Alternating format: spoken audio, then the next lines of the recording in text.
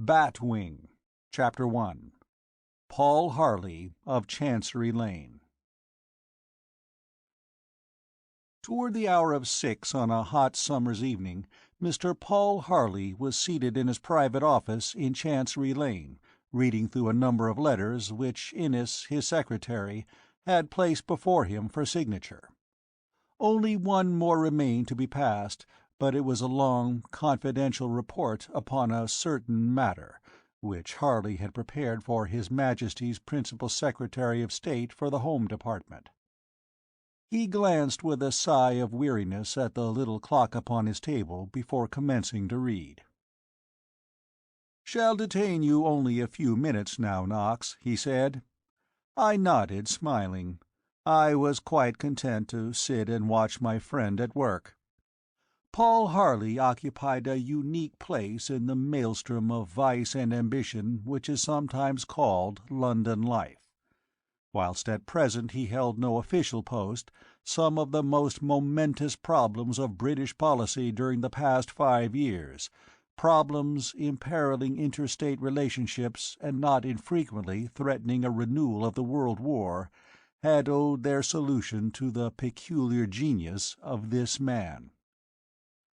No clue to his profession appeared upon the plain brass plate attached to his door, and little did those who regarded Paul Harley merely as a successful private detective suspected that he was in the confidence of some who guided the destinies of the Empire. Paul Harley's work in Constantinople during the feverish months preceding hostilities with Turkey, although unknown to the general public, had been of a most extraordinary nature. His recommendations were never adopted, unfortunately, otherwise the tragedy of the Dardanelles might have been averted. His surroundings as he sat there, gaze bent upon the typewritten pages, were those of any other professional man. So it would have seemed to the casual observer. But perhaps there was a quality in the atmosphere of the office which would have told a more sensitive visitor that it was the apartment of no ordinary man of business. Whilst there were filing cabinets and bookshelves laden with works of reference, many of them legal, a large and handsome Burmese cabinet struck an unexpected note. On closer inspection, other splashes of significant color must have been detected in the scheme, notably a very fine engraving of Edgar Allan Poe, from the daguerreotype of 1848, and upon the man himself lay the indelible mark of the tropics. His clean-cut features had that hint of underlying bronze which tells of years spent beneath a merciless sun, and the touch of grey at his temples only added to the eager, almost fierce vitality of the dark face. Paul Harley was notable because of that intellectual strength which does not strike one immediately, since it is purely temperamental, but which nevertheless invests its possessor with an aura of distinction. Writing his name at the bottom of the report, Paul Harley enclosed the pages in a long envelope and dropped the envelope into a basket which contained a number of other letters. His work for the day was ended, and glancing at me with a triumphant smile, he stood up. His office was a part of his residential suite, but although, like some old-time burgher of the city, he lived on the premises, the shutting of a door which led to his private rooms marked the close of the business day. Pressing a bell which connected with the public office occupied by his secretary, Paul Harley stood up as Innes entered. "There's nothing further, is there, Innes?" he asked. "Nothing, Mr. Harley, if you have passed the Home Office report." Paul Harley laughed shortly. "There it is," he replied, pointing to the basket. "A tedious and thankless job, Innes. It is the 5th draft you have prepared, and it will have to do." He took up a letter which lay unsealed upon the table. "This is the Rokeby affair," he said. "I have decided to hold it over, after all, until my return." "Ah," said Innes, quietly glancing at each envelope as he took it from the basket. I see you have turned down the little job offered by the Marquis." "I have," replied Harley, smiling grimly, "and a fee of 500 guineas with it. I have also intimated to that distressed nobleman that this is a business office, and that a laundry is the proper place to take his dirty linen. No, there's nothing further tonight, Innes. You can get along now. Has Miss Smith gone?"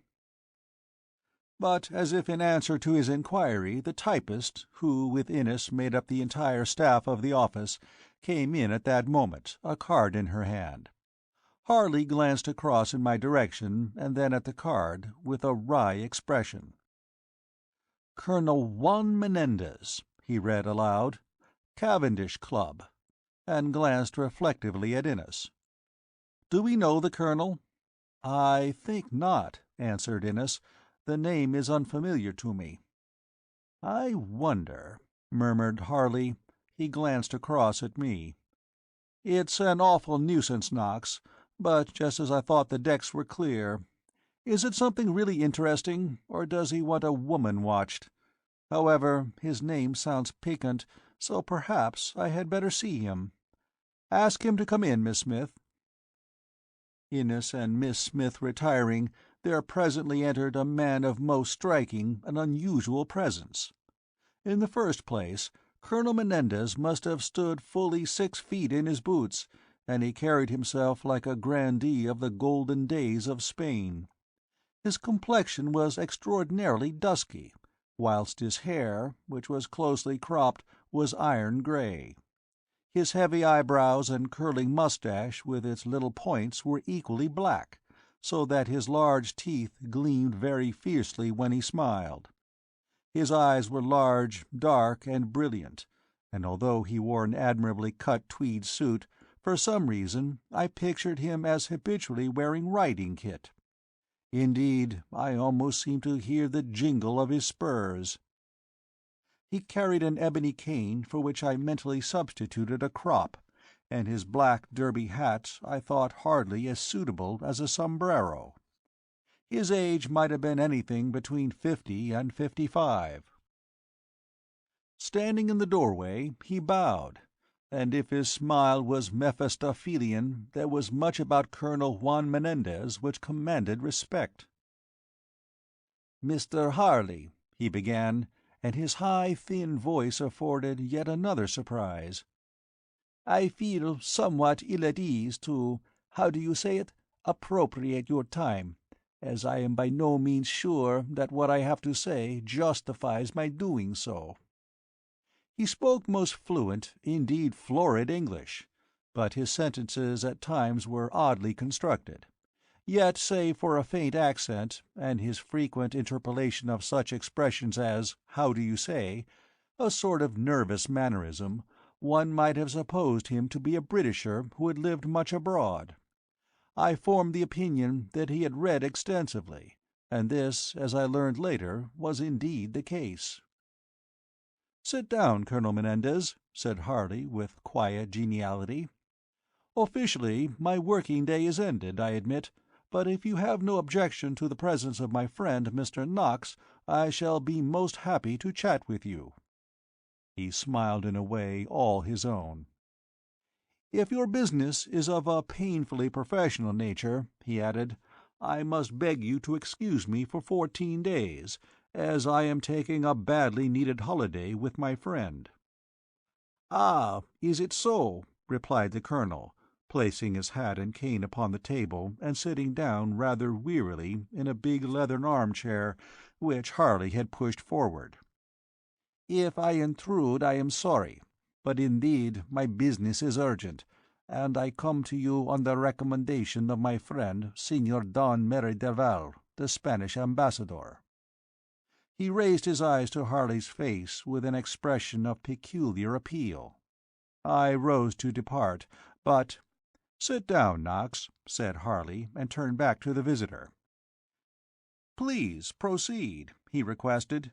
"Mr. Knox has been with me in some of the most delicate cases which I have ever handled, and you may rely upon his discretion as you may rely upon mine." He pushed forward a box of cigars. "Will you smoke?" "Thanks, no," was the answer. "You see, I rarely smoke anything but my cigarettes." Colonel Menendez extracted a slip of rice paper from a little packet which he carried. Next, dipping two long yellow fingers into his coat pocket, he brought out a portion of tobacco, laid it in the paper, and almost in the twinkling of an eye had made, rolled, and lighted a very creditable cigarette. His dexterity was astonishing, and seeing my surprise, he raised his heavy eyebrows and— "Practice makes perfect, is it not said?" he remarked. He shrugged his shoulders and dropped the extinguished match in an ash-tray, whilst I studied him with increasing interest. Some dread, real or imaginary, was oppressing the man's mind, I mused.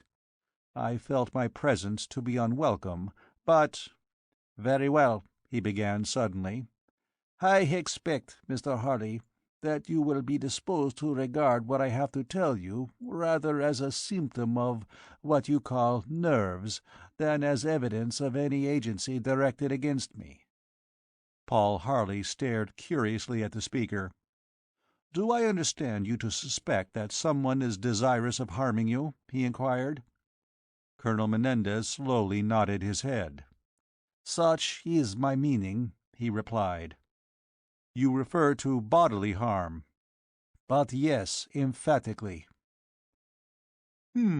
Said Harley, and taking out a tin of tobacco from a cabinet beside him, he began in a leisurely manner to load a briar. "No doubt you have good reasons for this suspicion?"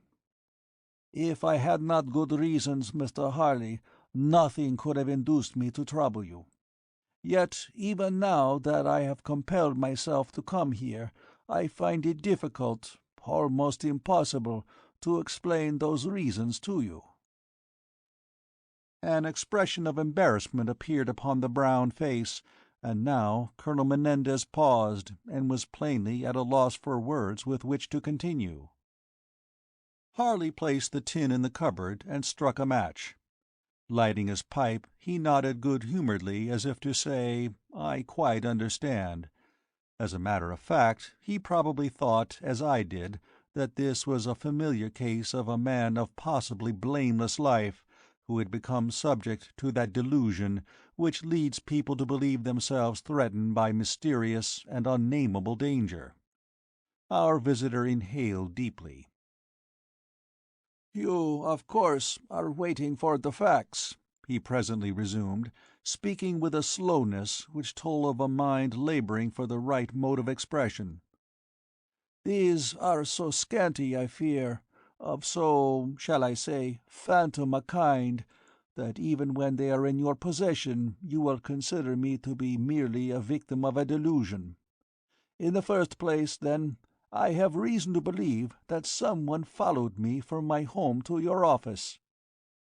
"Indeed," said Paul Harley sympathetically, for this I perceived was exactly what he had anticipated, and merely tended to confirm his suspicion.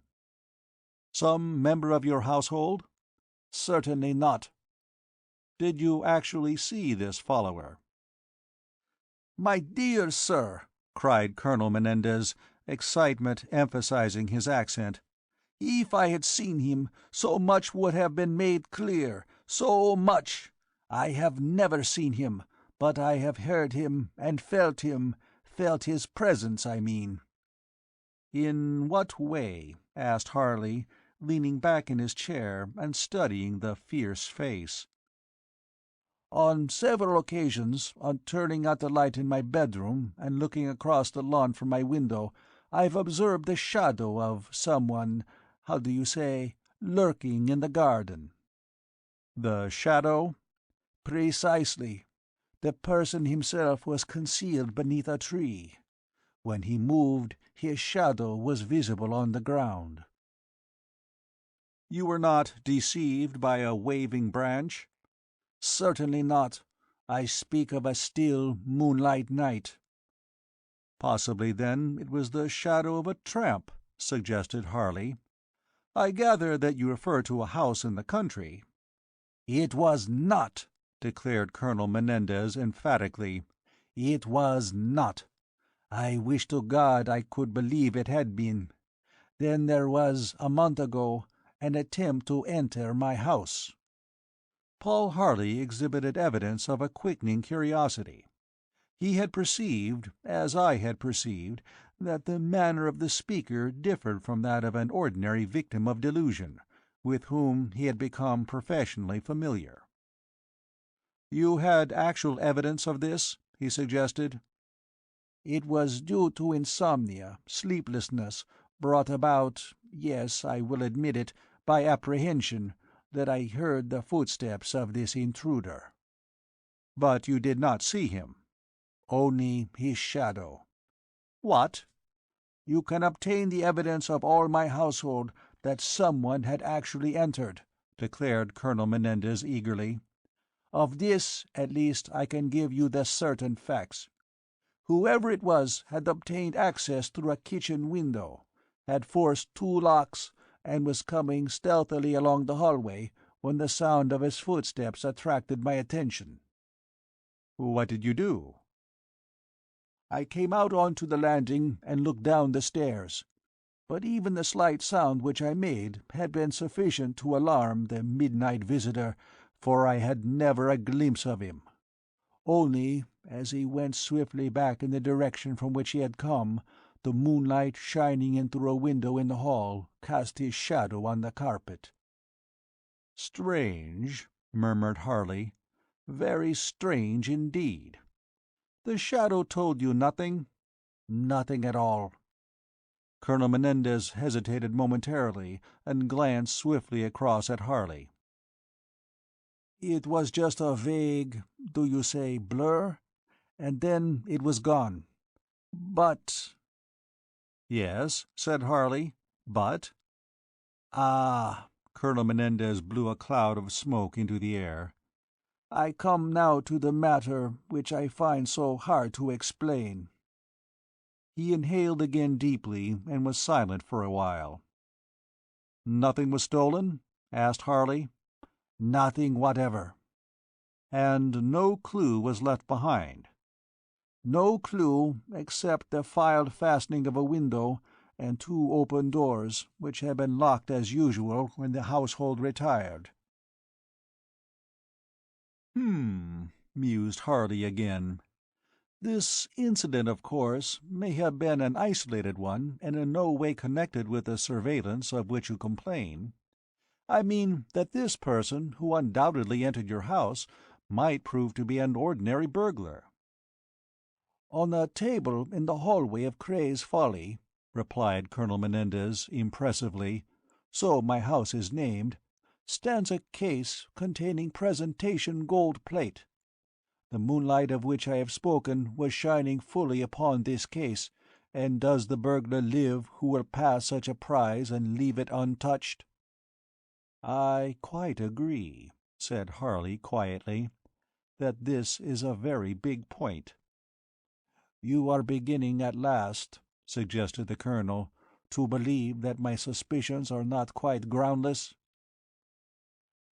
"There is a distinct possibility that they are more than suspicions," agreed Harley. "But may I suggest that there is something else? Have you an enemy?" "Who that has ever held public office is without enemies." "Ah, quite so.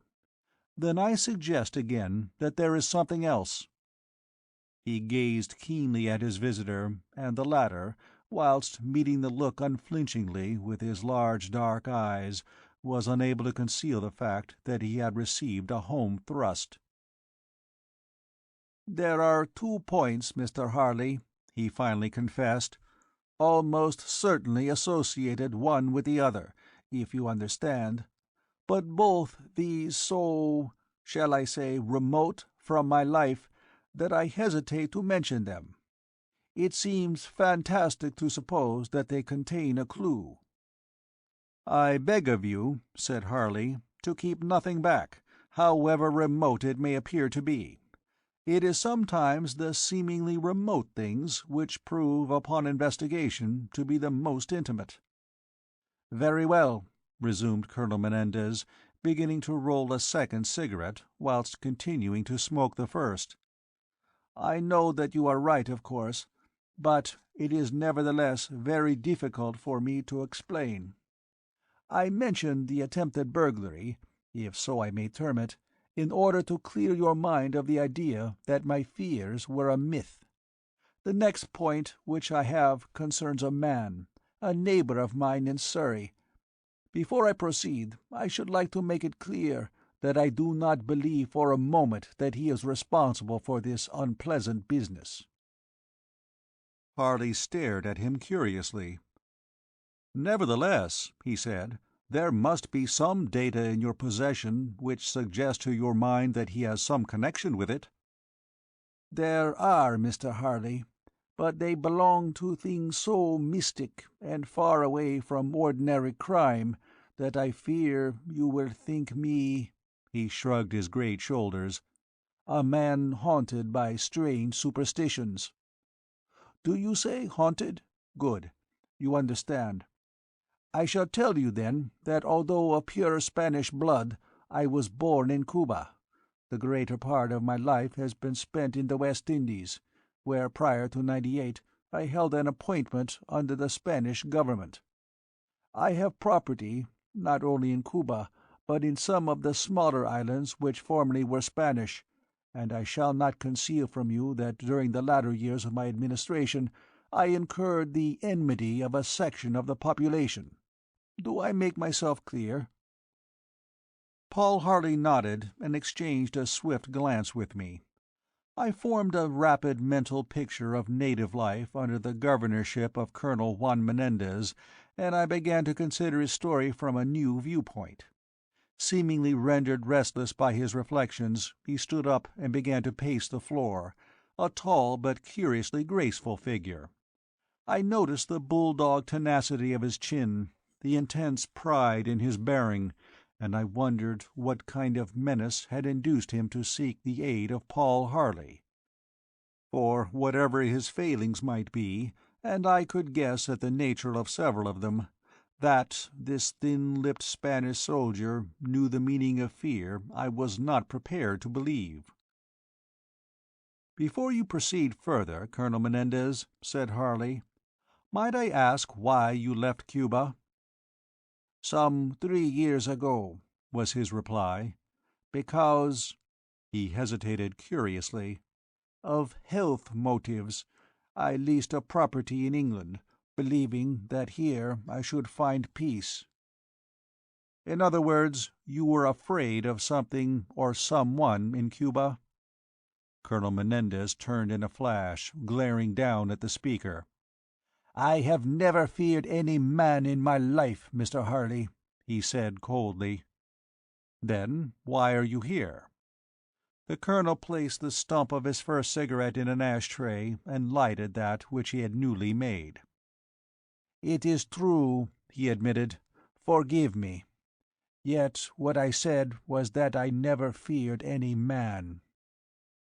He stood squarely in front of the Burmese cabinet, resting one hand upon his hip. Then he added a remark which surprised me. "Do you know anything of voodoo?" he asked. Paul Harley took his pipe from between his teeth and stared at the speaker silently for a moment. "Voodoo?" he echoed. "You mean Negro magic?" "Exactly." "My studies have certainly not embraced it," replied Harley quietly. "Nor has it hitherto come within my experience. But since I have lived much in the East, I am prepared to learn that voodoo may not be a negligible quantity. There are forces at work in India which we in England improperly understand. The same may be true of Cuba." "The same is true of Cuba." Colonel Menendez glared almost fiercely across the room at Paul Harley. "And do I understand," asked the latter, "that the danger which you believe to threaten you is associated with Cuba?" "That, Mr. Harley, is for you to decide when all the facts shall be in your possession. Do you wish that I proceed?" "By all means. I must confess that I am intensely interested." "Very well, Mr. Harley. I have something to show you." From an inside breast pocket Colonel Menendez drew out a gold-mounted case, and from the case took some flat, irregularly shaped object wrapped in a piece of tissue paper. Unfolding the paper, he strode across and laid the object which it had contained upon the blotting-pad in front of my friend. Impelled by curiosity, I stood up and advanced to inspect it. It was of a dirty brown color, some 5 or 6 inches long, and appeared to consist of a kind of membrane. Harley, his elbow on the table, was staring down at it questioningly.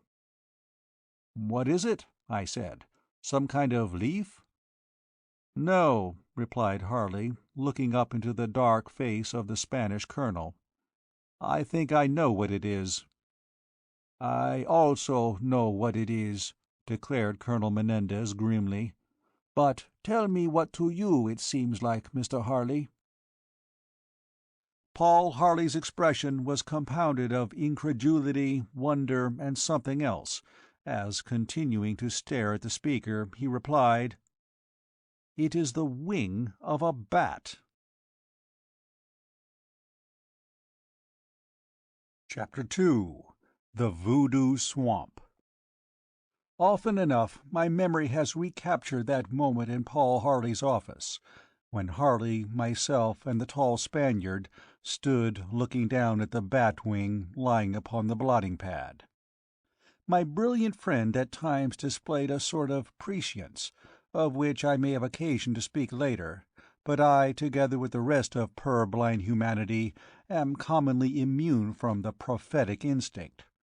Therefore I chronicle the fact for what it may be worth, that as I gazed with a sort of disgust at the exhibit lying upon the table, I became possessed of a conviction, which had no logical basis, that a door had been opened through which I should step into a new avenue of being. I felt myself to stand upon the threshold of things strange and terrible, but withal alluring. Perhaps it is true that in the great crises of life the inner eye becomes momentarily opened. With intense curiosity I awaited the colonel's next words.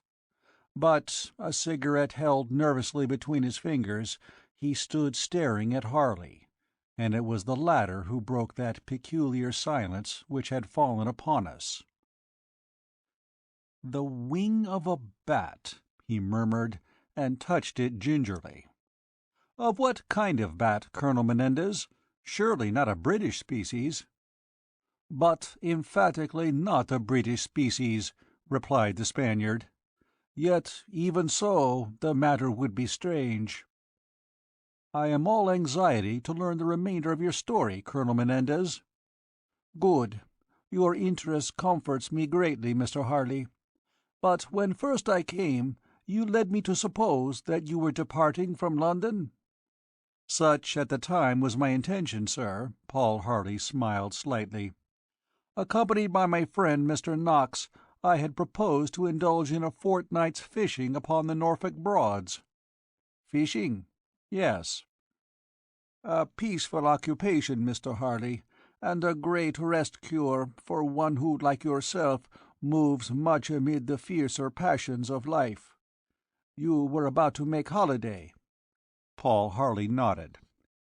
"It is cruel of me to intrude upon such plans," continued Colonel Menendez, dexterously rolling his cigarette around between his fingers. "Yet, because of my urgent need, I dare to do so. Would you yourself and your friend honor me with your company at Cray's Folly for a few days? I can promise you good entertainment, although I regret that there is no fishing. But it may chance that there will be other, more exciting sport." Harley glanced at me significantly.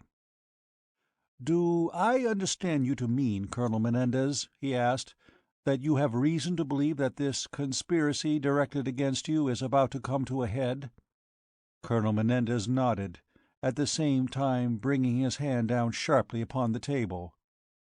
"Mr. Harley," he replied, his high, thin voice sunken almost to a whisper, "Wednesday night is the night of the full moon."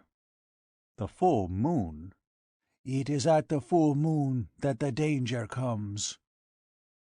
Paul Harley stood up and, watched by the Spanish colonel, paced slowly across the office. At the outer door he paused and turned. "Colonel Menendez," he said, "that you would willingly waste the time of a busy man I do not for a moment believe. Therefore I shall ask you as briefly as possible to state your case in detail. When I have heard it, if it appears to me that any good purpose can be served by my friend and myself coming to Cray's Folly, I feel sure that he will be happy to accept your proffered hospitality." "If I am likely to be of the slightest use, I shall be delighted," said I, which indeed was perfectly true. Whilst I had willingly agreed to accompany Harley to Norfolk, I had none of his passion for the piscatorial art, and the promise of novel excitement held out by Colonel Menendez appealed to me more keenly than the lazy days upon the roads which Harley loved. "Gentlemen," the colonel bowed profoundly, "I am honored and delighted. When you shall have heard my story, I know what your decision will be." He resumed his seat and began, it seemed almost automatically, to roll a fresh cigarette. "I am all attention," declared Harley, and his glance strayed again in a wondering fashion to the bat-wing lying on his table. "I will speak briefly," resumed our visitor, "and any details which may seem to you to be important can be discussed later when you are my guests. You must know, then, that I first became acquainted with the significance belonging to the term bat-wing and to the object itself some 20 years ago." "But surely," interrupted Harley incredulously, "you are not going to tell me that the menace of which you complain is of 20 years' standing?" "At your express request, Mr. Harley," returned the colonel a trifle brusquely, "I am dealing with possibilities which are remote, because, in your own words, it is sometimes the remote which proves to be the intimate. It was then rather more than 20 years ago, at a time when great political changes were taking place in the West Indies, that my business interests, which are mainly concerned with sugar, carried me to one of the smaller islands which had formerly been under my jurisdiction, do you say?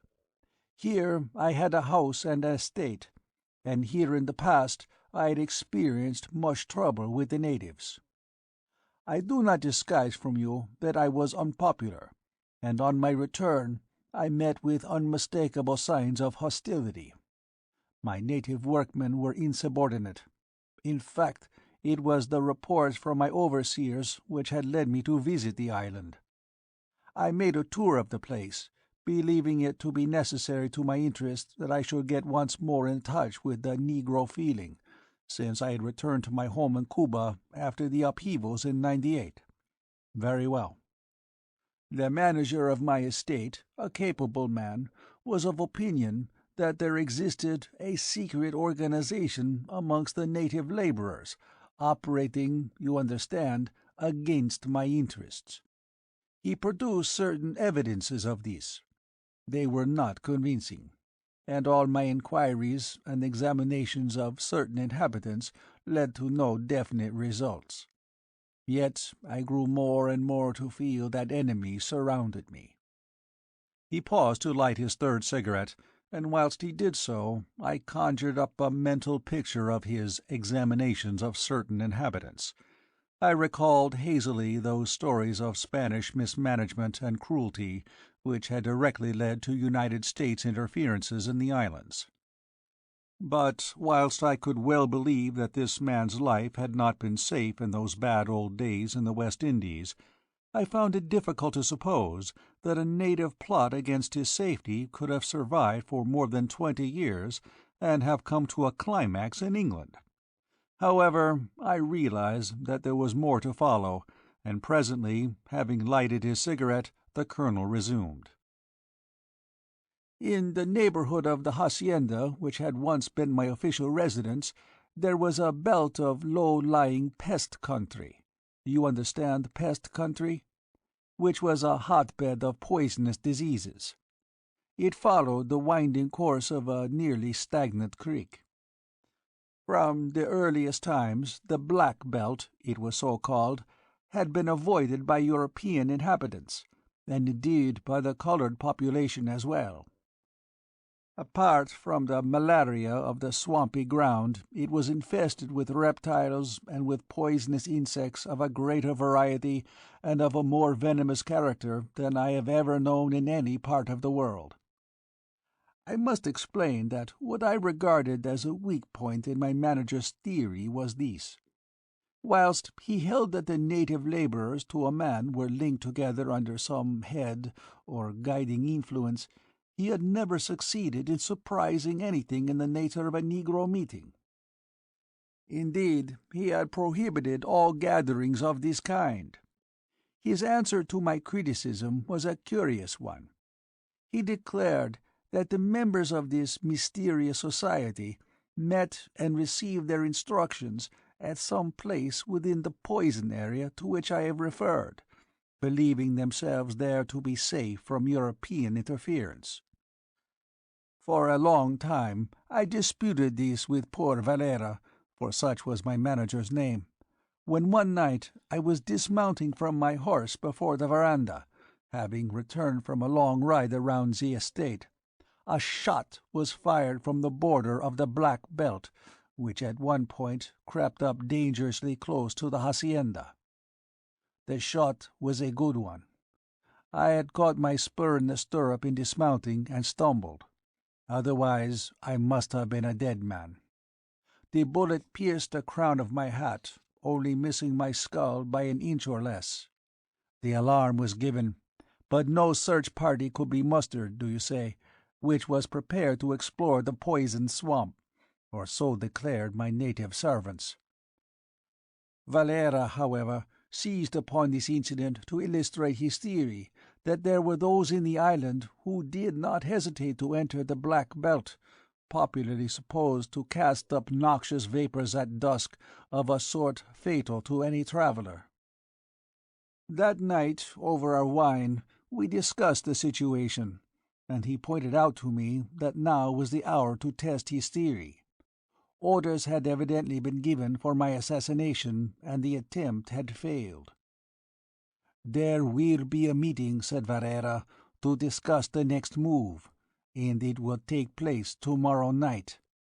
I challenged him with a glance, and I replied, "Tomorrow night is a full moon, and if you are agreeable, we will make a secret expedition into the swamp, and endeavor to find the clearing which you say is there, and which you believe to be the rendezvous of the conspirators."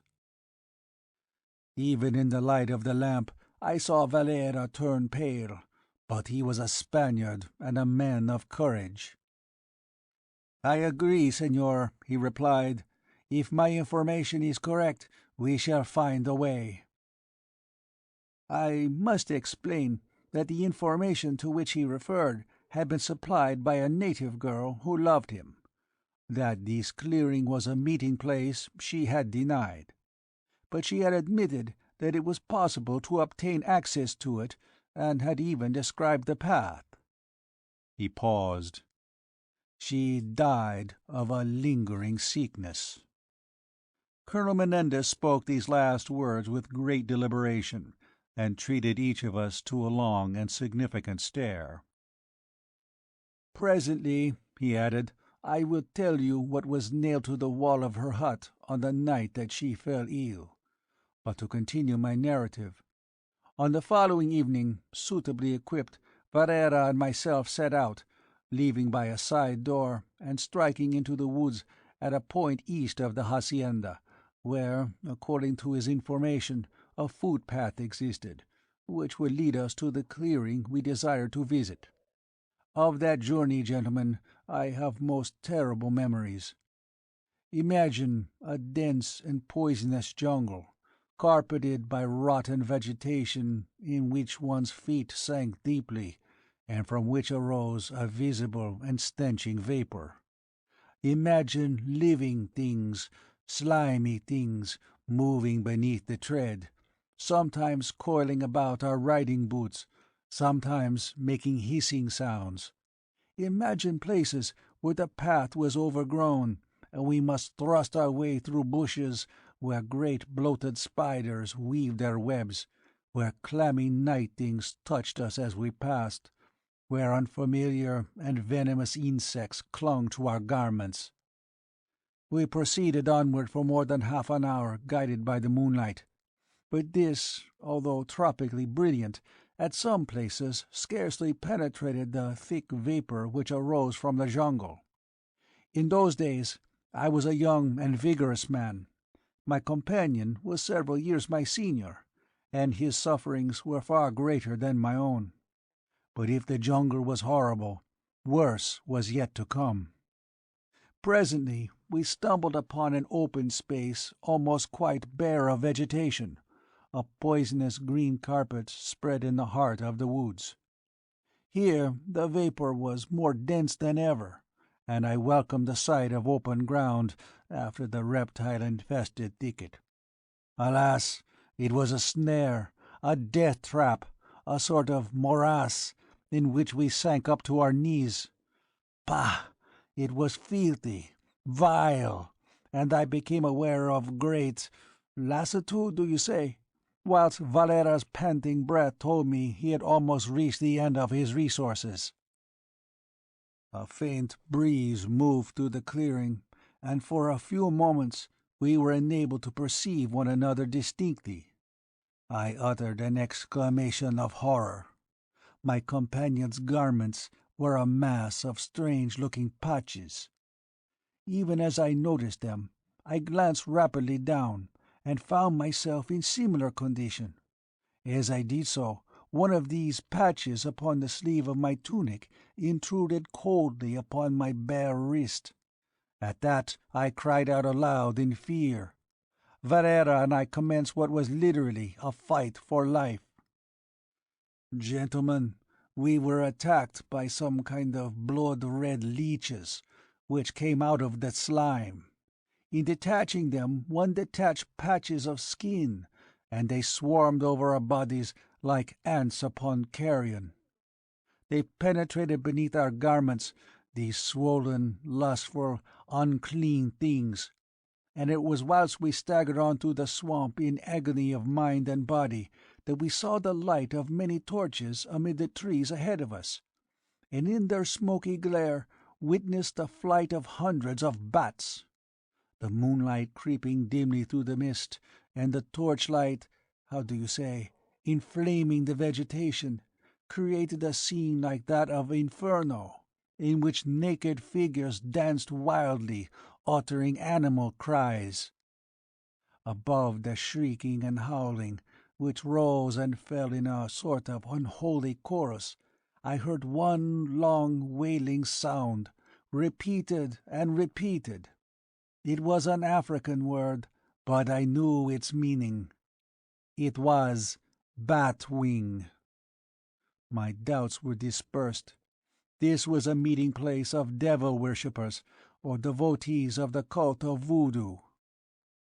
One man only could I see clearly so as to remember him, a big Negro employed upon one of my estates.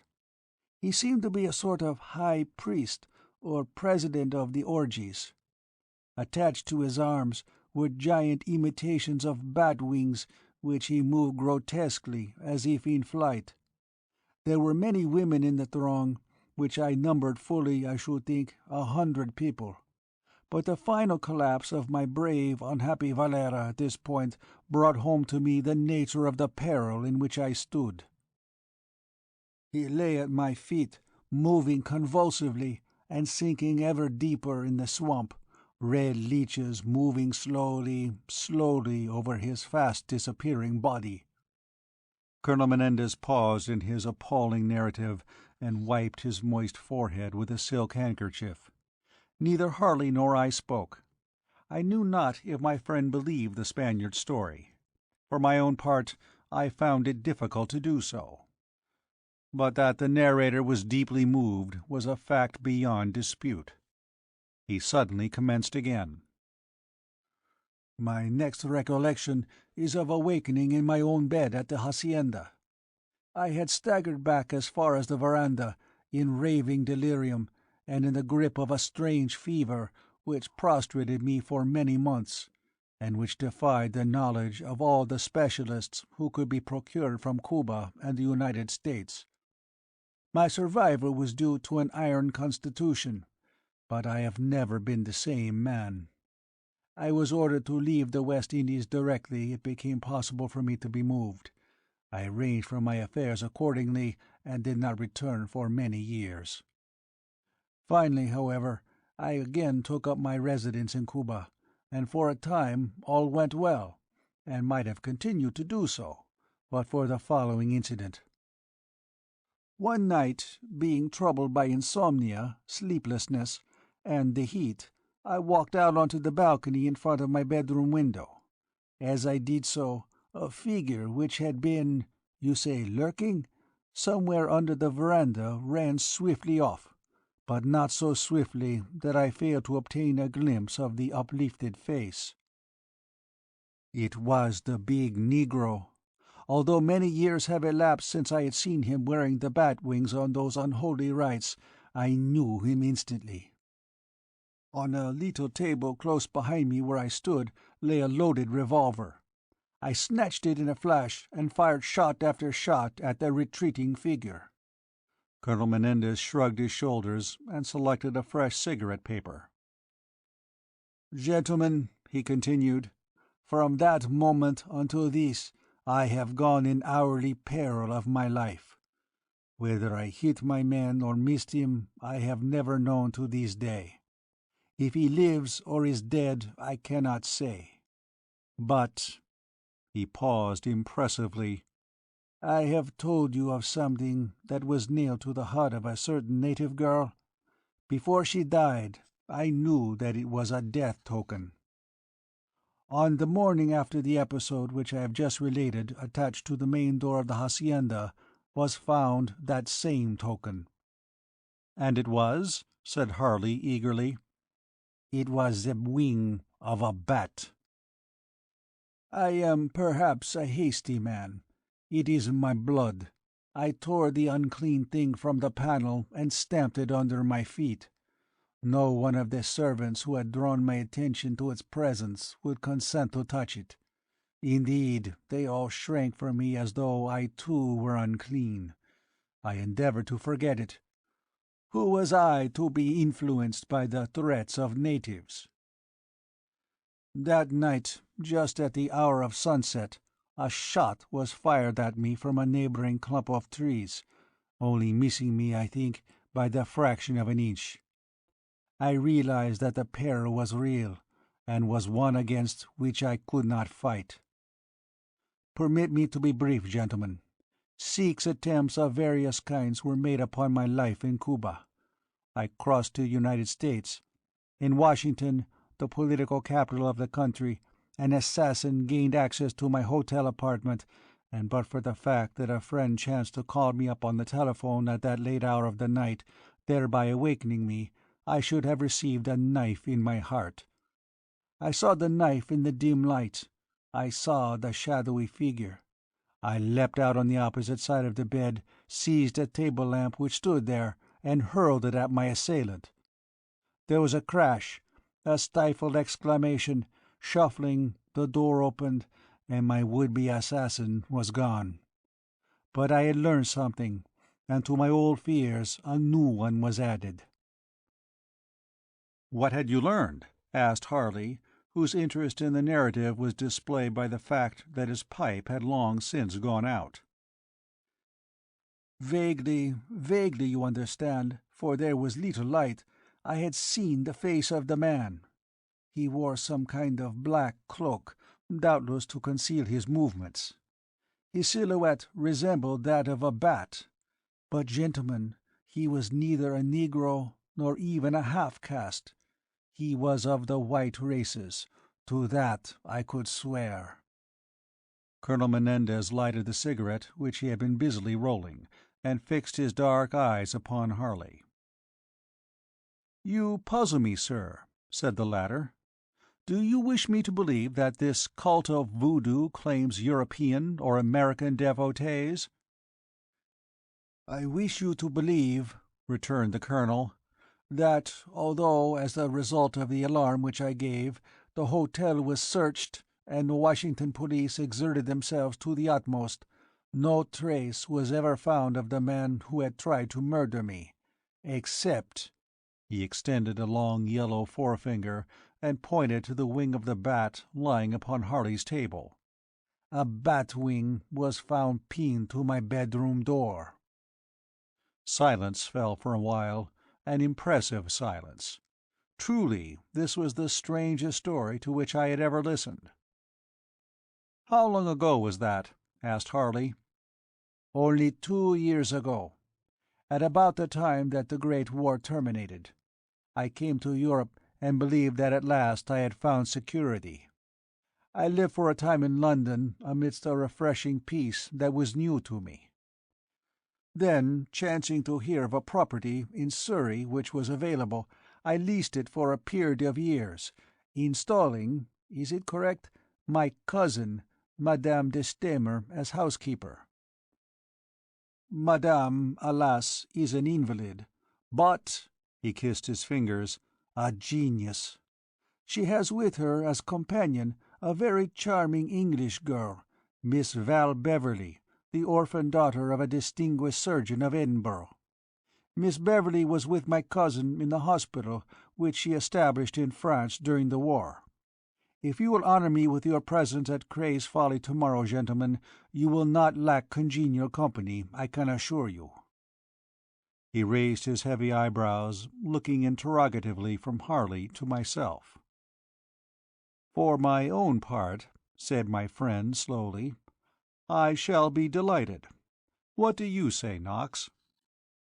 "I also." "But," continued Harley, "your presence here today, Colonel Menendez, suggests to my mind that England has not proved so safe a haven as you had anticipated?" Colonel Menendez crossed the room and stood once more before the Burmese cabinet, one hand resting upon his hip, a massive yet graceful figure. "Mr. Harley," he replied, "4 days ago my butler, who is a Spaniard, brought me—" he pointed to the batwing lying upon the blotting-pad. "He had found it pinned to an oaken panel of the main entrance door." "Was it prior to this discovery, or after it," asked Harley, "that you detected the presence of someone lurking in the neighborhood of the house?" "Before it." "And the burglarious entrance?" "That took place rather less than a month ago, on the eve of the full moon." Paul Harley stood up and relighted his pipe. "There are quite a number of other details, Colonel," he said, "which I shall require you to place in my possession. Since I have determined to visit Cray's Folly, these can wait until my arrival. I particularly refer to a remark concerning a neighbor of yours in Surrey." Colonel Menendez nodded, twirling his cigarette between his long yellow fingers. "It is a delicate matter, gentlemen," he confessed. "I must take time to consider how I shall place it before you. But I may count upon your arrival tomorrow?" "Certainly. I am looking forward to the visit with keen interest." "It is important," declared our visitor, "for on Wednesday is the full moon, and the full moon is in some way associated with the sacrificial rites of voodoo." Chapter 3. The Vampire Bat. An hour had elapsed since the departure of our visitor, and Paul Harley and I sat in the cozy, book-lined study discussing the strange story which had been related to us. Harley, who had a friend attached to the Spanish embassy, had succeeded in getting in touch with him at his chambers, and had obtained some few particulars of interest concerning Colonel Don Juan Sarmiento Menendez, for such were the full names and titles of our late caller. He was apparently the last representative of a once great Spanish family, established for many generations in Cuba. His wealth was incalculable, although the value of his numerous estates had depreciated in recent years. His family had produced many men of subtle intellect and powerful administrative qualities, but allied to this they had all possessed traits of cruelty and debauchery which at one time had made the name of Menendez a byword in the West Indies. That there were many people in that part of the world who would gladly have assassinated the Colonel, Paul Harley's informant did not deny. But although this information somewhat enlarged our knowledge of my friend's newest client, it threw no fresh light upon that side of his story which related to voodoo and the extraordinary bat-wing episodes. "Of course," said Harley after a long silence, "there is one possibility of which we must not lose sight." "What possibility is that?" I asked. "That Menendez may be mad. Remorse for crimes of cruelty committed in his youth, and beyond doubt he has been guilty of many, may have led to a sort of obsession. I have known such cases." "That was my first impression," I confessed. "But it faded somewhat as the Colonel's story proceeded. I don't think any such explanation would cover the facts." "Neither do I," agreed my friend. "But it is distinctly possible that such an obsession exists, and that someone is deliberately playing upon it for his own ends." "You mean that someone who knows of these episodes in the earlier life of Menendez is employing them now for a secret purpose of his own?" "Exactly." "It renders the case none the less interesting." "I quite agree, Knox. With you I believe that even if the Colonel is not quite sane, at the same time his fears are by no means imaginary." He gingerly took up the bat-wing from the arm of his chair where he had placed it after a detailed examination. "It seems to be pretty certain," he said, "that this thing is the wing of a desmodus or vampire bat. Now, according to our authority," he touched a work which lay open on the other arm of his chair, "these are natives of tropical America. Therefore, the presence of a living vampire bat in Surrey is not to be anticipated. I am personally satisfied, however, that this unpleasant fragment has been preserved in some way." "You mean that it is a part of a specimen from someone's collection?" "Quite possibly. But even a collection of such bats would be quite a novelty. I don't know that I can collect one outside the museums. To follow this bat-wing business further, there was one very curious point in the Colonel's narrative. You recollect his reference to a native girl who had betrayed certain information to the manager of the estate?" I nodded rapidly. "A bat-wing was affixed to the wall of her hut, and she died, according to our informant, of a lingering sickness. Now, this lingering sickness might have been anemia, and anemia may be induced, either in man or beast, by frequent but unsuspected visits of a vampire bat." "Good heavens, Harley!" I exclaimed. "What a horrible idea!" "It is a horrible idea.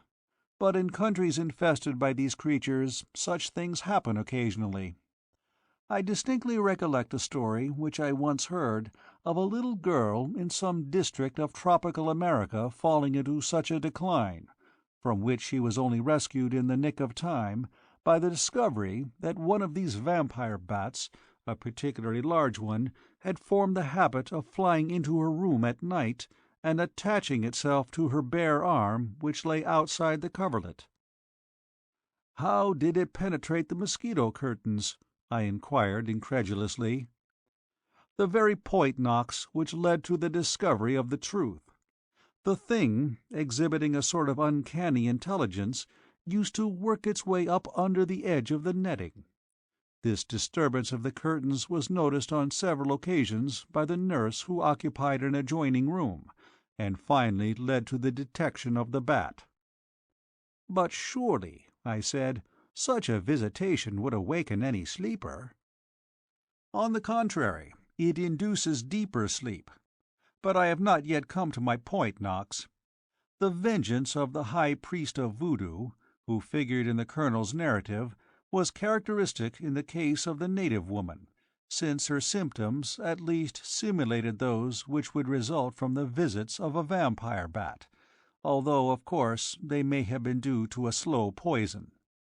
But you will not have failed to note that the several attacks upon the Colonel personally were made with more ordinary weapons. On 2 occasions at least a rifle was employed. "Yes," I replied slowly. "You are wondering why the lingering sickness did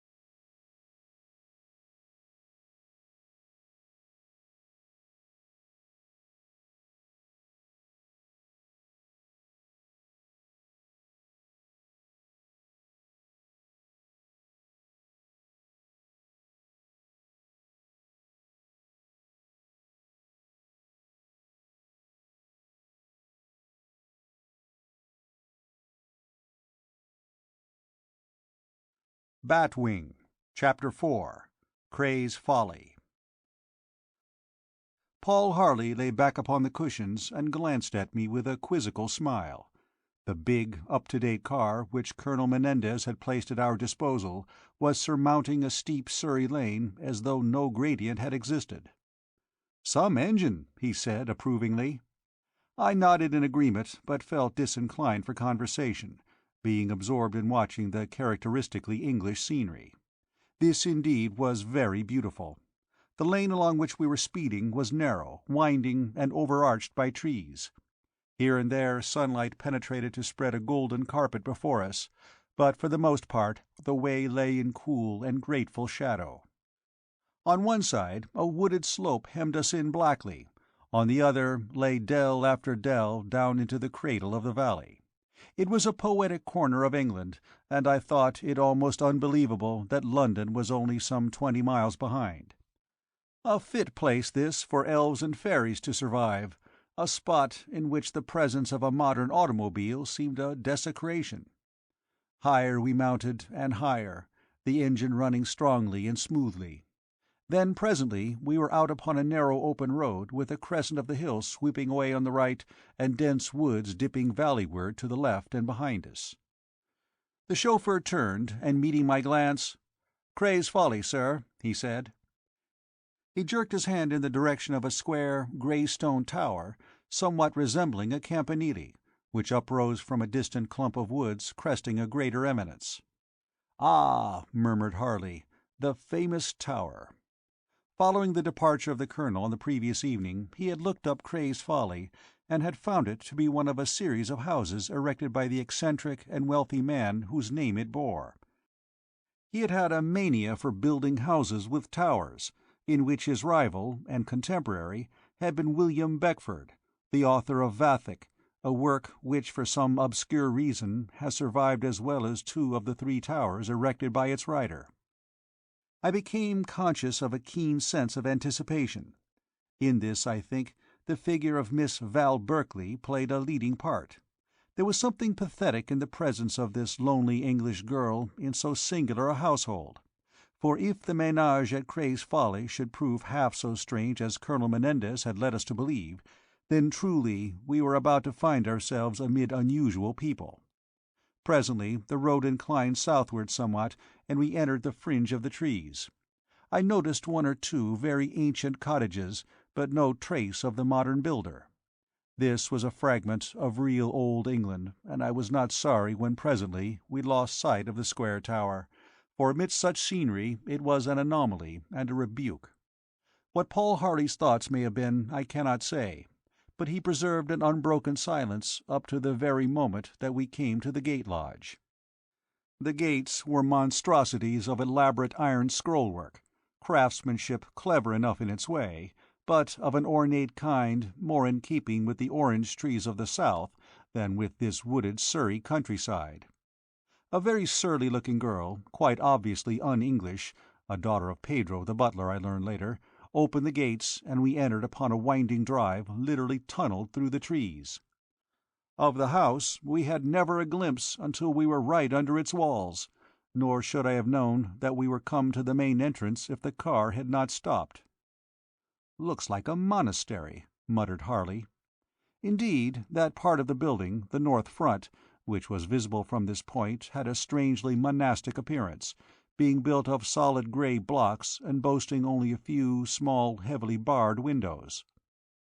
The eccentricity of the Victorian gentleman who had expended thousands of pounds upon erecting this house was only equalled, I thought, by that of Colonel Menendez, who had chosen it for a home. An out-jutting wing shut us in on the west, and to the east the prospect was closed by the tallest and most densely grown box-hedge I had ever seen, trimmed most perfectly and having an arched opening in the centre. Thus the entrance to Cray's Folly lay in a sort of bay. But even as we stepped from the car the great church-like oaken doors were thrown open, and there, framed in the monkish porch, stood the tall, elegant figure of the colonel. "Gentlemen," he cried, "welcome to Cray's Folly." He advanced, smiling, and in the bright sunlight seemed even more Mephistophelian than he had seemed in Harley's office. "Pedro!" he called, and a strange-looking Spanish butler who wore his side-whiskers like a bullfighter appeared behind his master, a sallow, furtive fellow with whom I determined I should never feel at ease. However, the colonel greeted us heartily enough and conducted us through a kind of paved, covered courtyard into a great lofty hall. Indeed, it more closely resembled a studio, being partly lighted by a most curious dome. It was furnished in a manner quite un-English, but very luxuriously. A magnificent oaken staircase communicated with a gallery on the left, and at the foot of this staircase, in a mechanical chair, which he managed with astonishing dexterity, sat Madame de Stamer.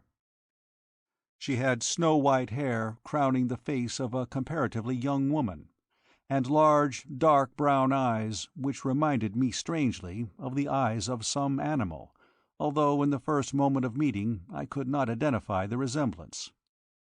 Her hands were very slender and beautiful, and when, as the colonel presented us, she extended her fingers, I was not surprised to see Harley stoop and kiss them in continental fashion, for this Madame evidently expected. I followed suit, but truth to tell, after that first glance at the masterful figure in the invalid chair, I had had no eyes for Madame de Stamer, being fully employed in gazing at someone who stood beside her. This was an evasively pretty girl, or such was my first impression.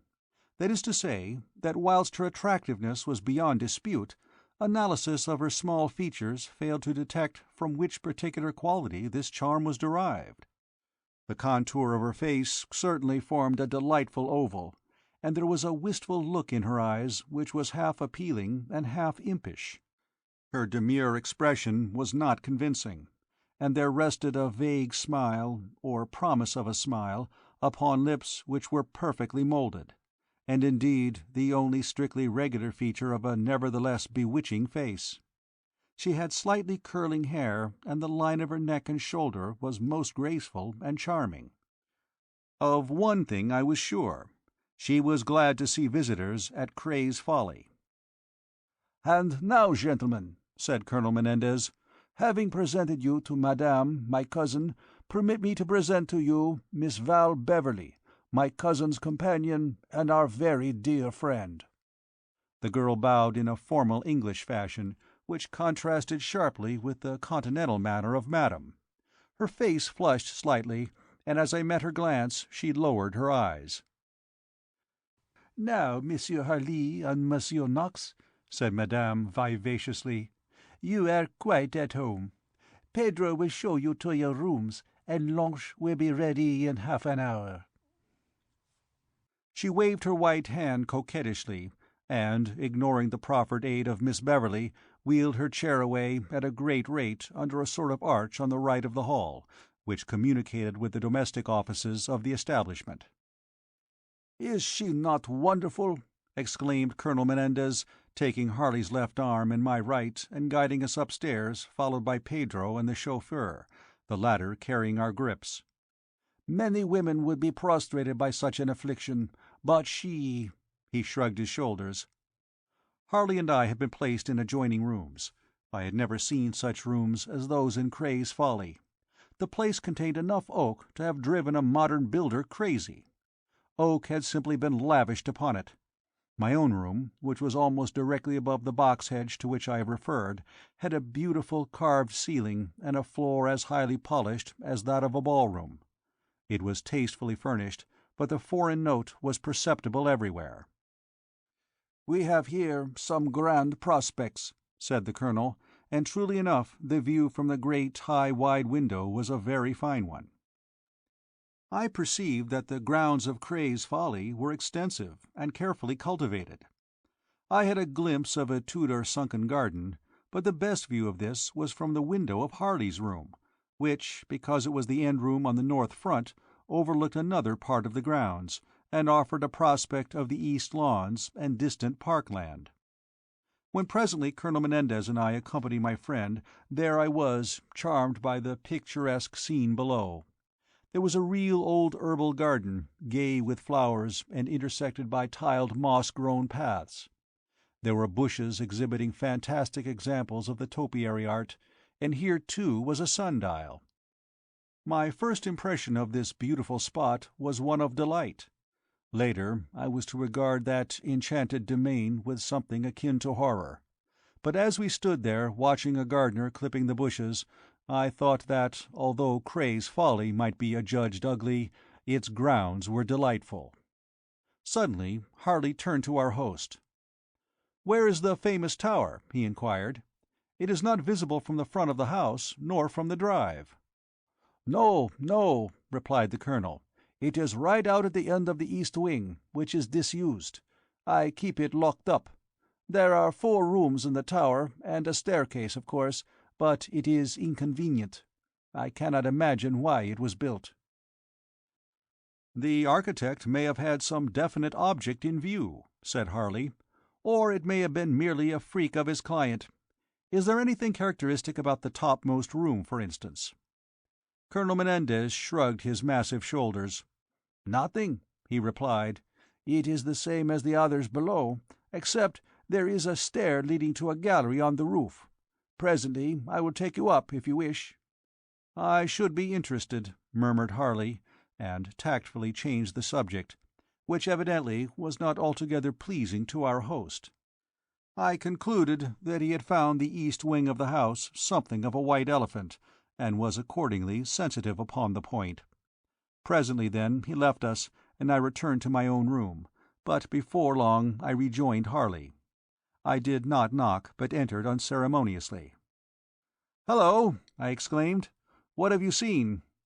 He was standing staring out of the window, nor did he turn as I entered. "What is it?" I said, joining him. He glanced at me oddly. "An impression," he replied, "but it has gone now." "I understand," I said quietly. Familiarity with crime in many guises and under many skies had developed in Paul Harley a sort of sixth sense. It was a fugitive, fickle thing, as are all the powers which belong to the realm of genius or inspiration.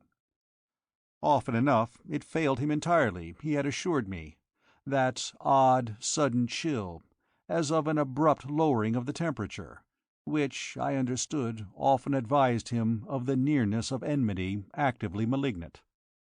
Now, standing at the window, looking down at that old-world garden, he was sensing the atmosphere keenly, seeking for the note of danger. It was sheer intuition, perhaps, but whilst he could never rely upon it answering his summons, once active, it never misled him. "You think some real menace overhangs, Colonel Menendez?" "I am sure of it." He stared into my face. "There is something very, very strange about this Bat-Wing business." "Do you still incline to the idea that he has been followed to England?" Paul Harley reflected for a moment, then— "That explanation would be almost too simple," he said. "There is something bizarre, something unclean, I had almost said unholy, at work in this house, Knox." "He has foreign servants." Harley shook his head. "I shall make it my business to become acquainted with all of them," he replied. "But the danger does not come from there. Let's go down to lunch." Chapter 5. Val Beverley. The luncheon was so good as to be almost ostentatious. One could not have lunched better at the Carlton. Yet, since this luxurious living was evidently customary in the Colonel's household, a charge of ostentation would not have been deserved. The sinister-looking Pedro proved to be an excellent servant, and because of the excitement of feeling myself to stand upon the edge of unusual things, the enjoyment of a perfectly served repast, and the sheer delight which I experienced in watching the play of expression upon the face of Miss Beverley, I count that luncheon at Cray's Folly a memorable hour of my life. Frankly, Val Beverley puzzled me. It may or may not have been curious that amidst such singular company I selected for my especial study a girl so freshly and typically English. I had thought at the moment of meeting her that she was provokingly pretty. I determined, as the lunch proceeded, that she was beautiful. Once I caught Harley smiling at me in his quizzical fashion, and I wondered guiltily if I were displaying an undue interest in the companion of Madame. Many topics were discussed, I remember, and beyond doubt the Colonel's cousin housekeeper dominated the debate. She possessed extraordinary force of personality. Her English was not nearly so fluent as that spoken by the Colonel, but this handicap only served to emphasize the masculine strength of her intellect. Truly, she was a remarkable woman. With her blanched hair and her young face, and those fine, velvety eyes which possessed a quality almost hypnotic, she might have posed for the figure of a sorceress. She had unfamiliar gestures, and employed her long white hands in a manner that was new to me and utterly strange. I could detect no family resemblance between the cousins, and I wondered if their kinship were very distant. One thing was evident enough: Madame de Stamer was devoted to the Colonel. Her expression when she looked at him changed entirely. For a woman of such intense vitality her eyes were uncannily still. This is to say, that while she frequently moved her head she rarely moved her eyes. Again and again I found myself wondering where I had seen such eyes before. I lived to identify that memory, as I shall presently relate. In vain I endeavoured to define the relationship between these three people, so incongruously set beneath one roof. Of the fact that Miss Beverley was not happy I became assured, but respecting her exact position in the household I was reduced to surmises. The Colonel improved on acquaintance. I decided that he belonged to an order of Spanish grandees now almost extinct. I believed he would have made a very staunch friend. I felt sure he would have proved a most implacable enemy. Altogether it was a memorable meal, and one notable result of that brief companionship was a kind of link of understanding between myself and Miss Beverley.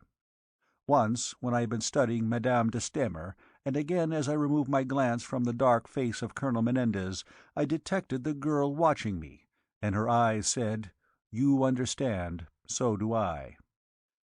Some things, perhaps, I did understand, but how few the near future was to show. The signal for our departure from table was given by Madame de Stamer. She whisked her chair back with extraordinary rapidity, the contrast between her swift, nervous movements and those still, basilisk eyes being almost uncanny. "Off you go, Juan," she said. "Your visitors would like to see the garden, no doubt. I must be away for my afternoon siesta. Come, my dear," to the girl, "smoke one little cigarette with me, then I will let you go." She retired, wheeling herself rapidly out of the room, and my glance lingered upon the graceful figure of Val Beverley until both she and Madame were out of sight. "Now, gentlemen," said the Colonel, resuming his seat and pushing the decanter toward Paul Harley, "I am at your service, either for business or amusement. To think," to Harley, "you expressed a desire to see the tower?" "I did," my friend replied, lighting his cigar, "but only if it would amuse you to show me." "Decidedly. Mr. Knox, will you join us?" Harley, unseen by the Colonel, glanced at me in a way which I knew. "Thanks all the same," I said, smiling, "but, following a perfect luncheon, I should much prefer to loll upon the lawn, if you don't mind." "But certainly I do not mind," cried the Colonel. "I wish you to be happy." "Join you in a few minutes, Knox," said Harley, as he went out with our host. "All right," I replied. "I should like to take a stroll around the gardens. You will join me there later, no doubt?" As I walked out into the bright sunshine, I wondered why Paul Harley had wished to be left alone with Colonel Menendez, but knowing that I should learn his motive later, I strolled on through the gardens, my mind filled with speculations respecting these unusual people with whom fate had brought me in contact. I felt that Miss Beverley needed protection of some kind, and I was conscious of a keen desire to afford her that protection. In her glance I had read, or thought I had read, an appeal for sympathy. Not the least mystery of Cray's Folly was the presence of this girl. Only toward the end of luncheon had I made up my mind upon a point which had been puzzling me. Val Beverley's gaiety was a cloak. Once I had detected her watching Madame de Stamer with a look strangely like that of fear. Puffing contentedly at my cigar, I proceeded to make a tour of the house. It was constructed irregularly. Practically the entire building was of grey stone, which created a depressing effect even in the blazing sunlight, lending Cray's Folly something of an austere aspect. There were fine lofty windows, however, to most of the ground-floor rooms overlooking the lawns, and some of those above had balconies of the same grey stone. Quite an extensive kitchen garden and a line of glass-houses adjoined the west wing, and here were outbuildings, coach-houses, and a garage, all connected by a covered passage with the servants' quarters. Pursuing my inquiries, I proceeded to the north front of the building, which was closely hemmed in by trees, and which, as we had observed on our arrival, resembled the entrance to a monastery. Passing the massive oaken door by which we had entered, and which was now closed again, I walked on through the opening in the box hedge into a part of the grounds which was not so sprucely groomed as the rest. On one side were the yews flanking the Tudor garden, and before me uprose the famous tower. As I stared up at the square structure with its uncurtained windows, I wondered, as others had wondered before me, what could have ever possessed any man to build it. Visible at points for many miles around, it undoubtedly disfigured an otherwise beautiful landscape. I pressed on, noting that the windows of the rooms in the east wing were shuttered, and the apartments evidently disused. I came to the base of the tower. To the south the country rose up to the highest point in the crescent of hills, and peeping above the trees, at no great distance away, I detected the red brick chimneys of some old house in the woods. North and east, velvet sward swept down to the park. As I stood there admiring the prospect, and telling myself that no voodoo devilry could find a home in this peaceful English countryside, I detected a faint sound of voices far above. Someone had evidently come out upon the gallery of the tower. I looked upward, but I could not see the speakers. I pursued my stroll, until near the eastern base of the tower I encountered a perfect thicket of rhododendrons. Finding no path through this shrubbery, I retraced my steps, presently entering the Tudor garden, and there, strolling toward me, a book in her hand, was Miss Beverley. "Hello, Mr. Knox," she called. "I thought you had gone up the tower."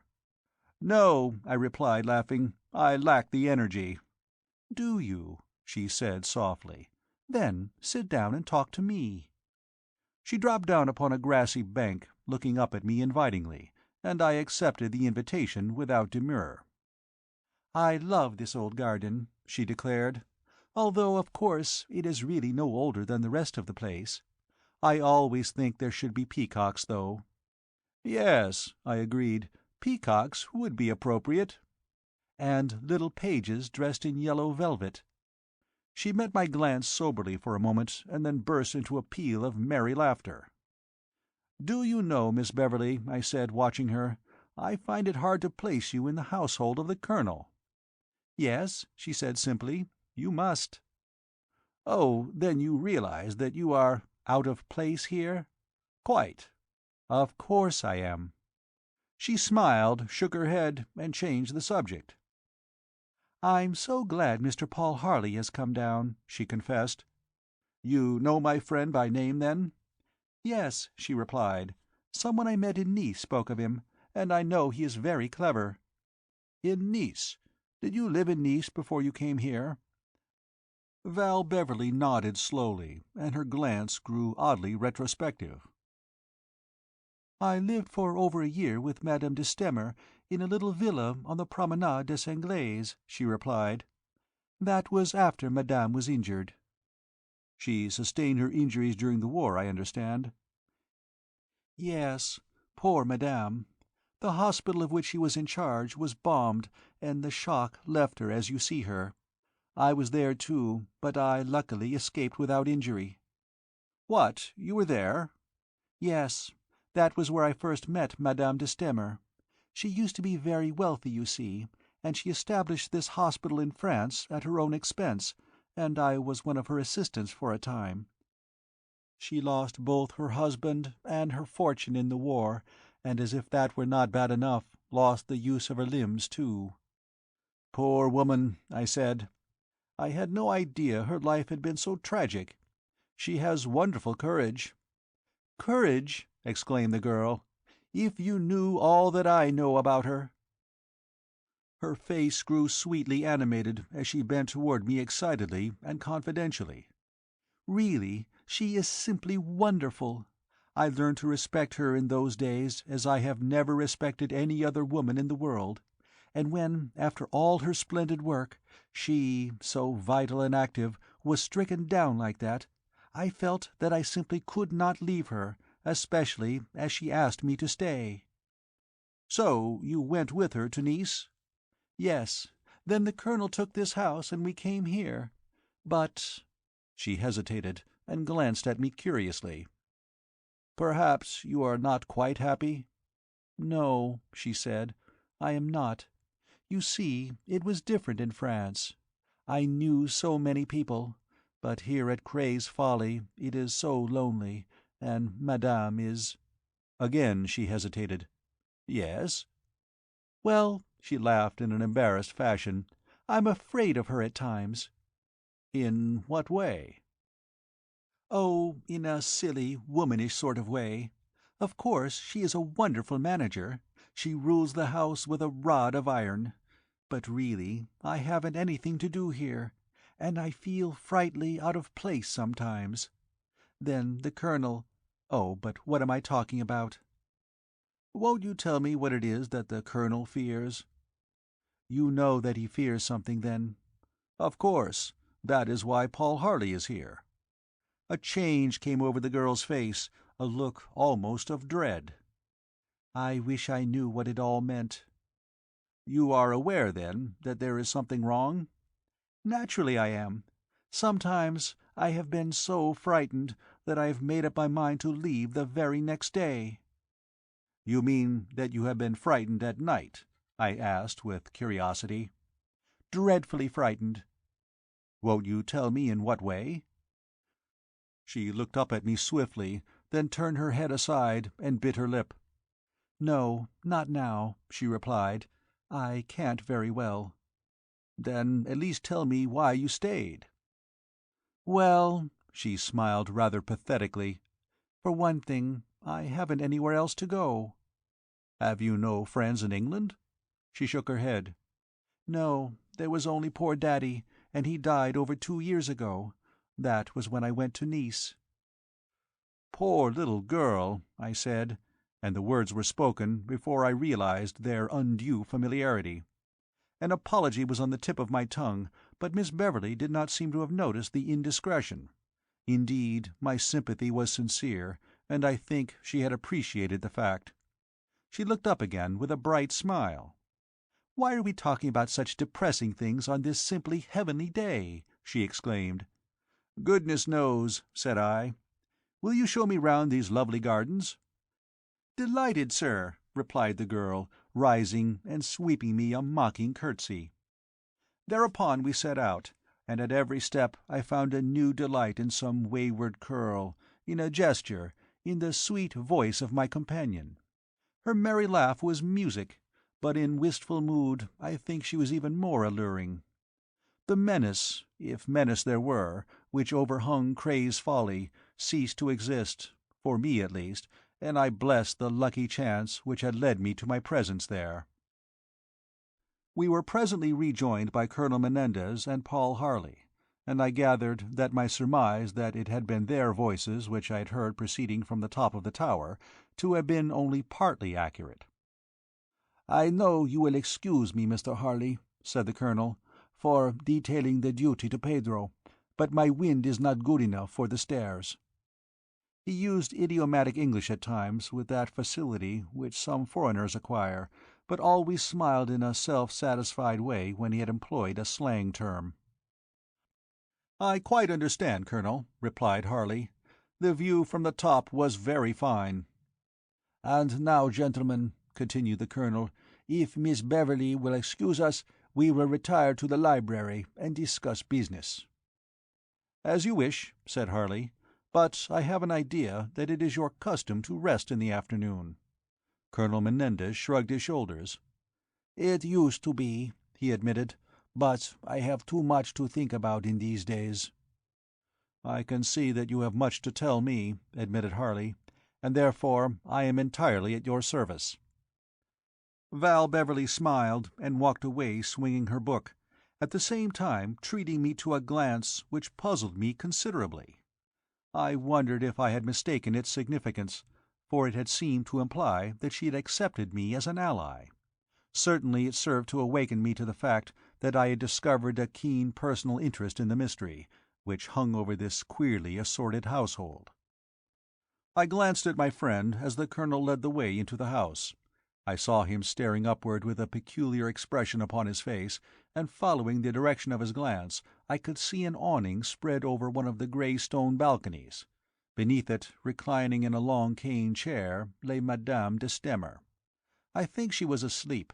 At any rate, she gave no sign, but lay there motionless, as Harley and I walked in through the open French windows, followed by Colonel Menendez. Odd and unimportant details sometimes linger long in the memory, and I remember noticing that a needle of sunlight piercing a crack in the gaily striped awning rested upon a ring which Madame wore, so that the diamonds glittered like sparks of white-hot fire.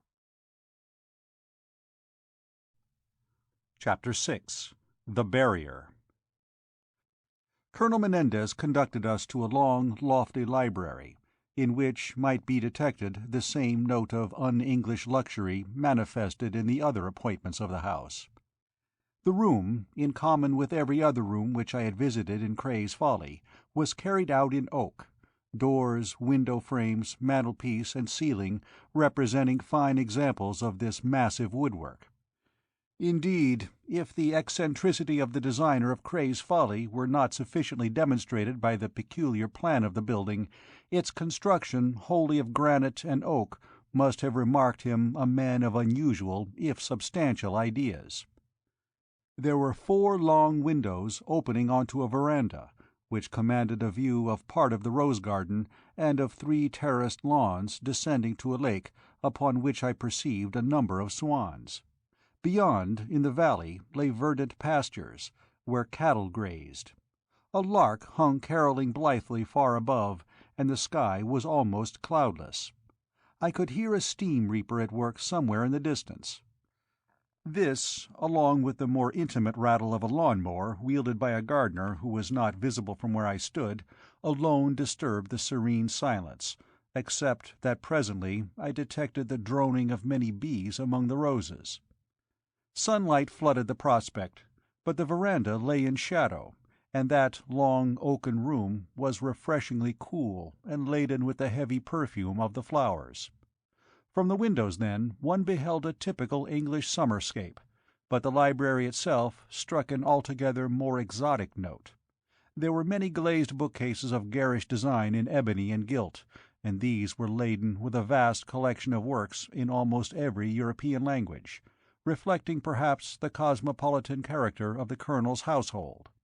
There was strange Spanish furniture upholstered in perforated leather and again displaying much gilt. There were suits of black armor, and a great number of Moorish ornaments. The pictures were fine but sombre, and all of the Spanish school. One Velasquez in particular I noted with surprise, reflecting that, assuming it to be an authentic work of the master, my entire worldly possessions could not have enabled me to buy it. It was the portrait of a typical Spanish cavalier, and beyond doubt a Menendez. In fact, the resemblance between the haughty Spanish grandee, who seemed about to step out of the canvas and pick a quarrel with the spectator, and Colonel Don Juan himself was almost startling. Evidently our host had imported most of his belongings from Cuba. "Gentlemen," he said as we entered, "make yourselves quite at home, I beg. All my poor establishment contains is for your entertainment and service." He drew up 2 long, low lounge chairs, the arms provided with receptacles to contain cooling drinks, and the mere sight of these chairs mentally translated me to the Spanish Main, where I pictured them set upon the veranda of that hacienda which had formerly been our host's residence. Harley and I became seated, and Colonel Menendez disposed himself upon a leather-covered couch, nodding apologetically as he did so. "My health requires that I should recline for a certain number of hours every day," he explained, "so you will please forgive me." "My dear Colonel Menendez," said Harley, "I feel sure that you are interrupting your siesta in order to discuss the unpleasant business which finds us in such pleasant surroundings. Allow me once again to suggest that we postpone this matter until, shall we say, after dinner?" "No, no, no, no," protested the colonel, waving his hand deprecatingly. "Here is Pedro with coffee and some curacao of a kind which I can really recommend, although you may be unfamiliar with it." I was certainly unfamiliar with the liqueur which he insisted we must taste, and which was contained in a sort of square, opaque bottle, unknown, I think, to English wine merchants. Beyond doubt it was potent stuff. And some cigars which the Spaniard produced on this occasion, and which were enclosed in little glass cylinders resembling test tubes and elaborately sealed, I recognized to be priceless. They convinced me, if conviction had not visited me already, that Colonel Don Juan Sarmiento Menendez belonged to that old school of West Indian planters by whom the tradition of the Golden Americas had been for long preserved in the Spanish Main. We discussed indifferent matters for a while, sipping this wonderful curacao of our host's. The effect created by the colonel's story faded entirely, and when, the latter being unable to conceal his drowsiness, Harley stood up, I took the hint with gratitude, for at that moment I did not feel in the mood to discuss serious business, or indeed business of any kind. "Gentlemen," said the colonel, also rising, in spite of our protests, "I will observe your wishes. My guest's wishes are mine. We will meet the ladies for tea on the terrace." Harley and I walked out into the garden together, our courteous host standing in the open window, and bowing in that exaggerated fashion which in another might have been ridiculous, but which was possible in Colonel Menendez because of the peculiar grace of deportment which was his. As we descended the steps I turned and glanced back, I know not why, but the impression which I derived of the colonel's face as he stood there in the shadow of the veranda was one I can never forget. His expression had changed utterly, or so it seemed to me. He no longer resembled Velasquez's haughty cavalier. Gone, too, was the debonair bearing. I turned my head aside swiftly, hoping that he had not detected my backward glance. I felt that I had violated hospitality. I felt that I had seen what I should not have seen, and the result was to bring about that which no story of West Indian magic could ever have wrought in my mind. A dreadful, cold premonition claimed me, a premonition that this was a doomed man.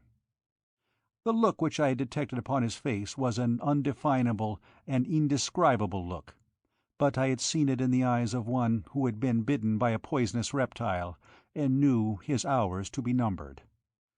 It was uncanny, unnerving, and whereas at first the atmosphere of Colonel Menendez's home had seemed to be laden with prosperous security, now that sense of ease and restfulness was gone, and gone forever.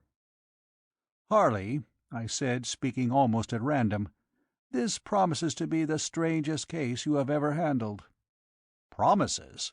Paul Harley laughed shortly. "It is the strangest case, Knox. It is a case of wheels within wheels, of mystery crowning mystery. Have you studied our host?" "Closely." "And what conclusion have you formed?"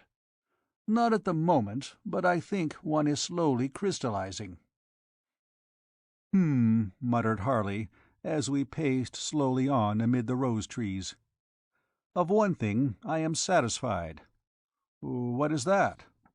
"That Colonel Menendez is not afraid of Batwing, whoever or whatever Batwing may be." "Not afraid?" "Certainly he is not afraid, Knox. He has possibly been afraid in the past, but now he is resigned." "Resigned to what?" resigned to death. "Good God, Harley, you are right!" I cried. "You are right! I saw it in his eyes as we left the library." Harley stopped and turned to me sharply. "You saw this in the Colonel's eyes?" he challenged. "I did." "Which corroborates my theory," he said softly, for I had seen it elsewhere. "Where do you mean, Harley?" "In the face of Madame de Stamer." "What?" "Knox."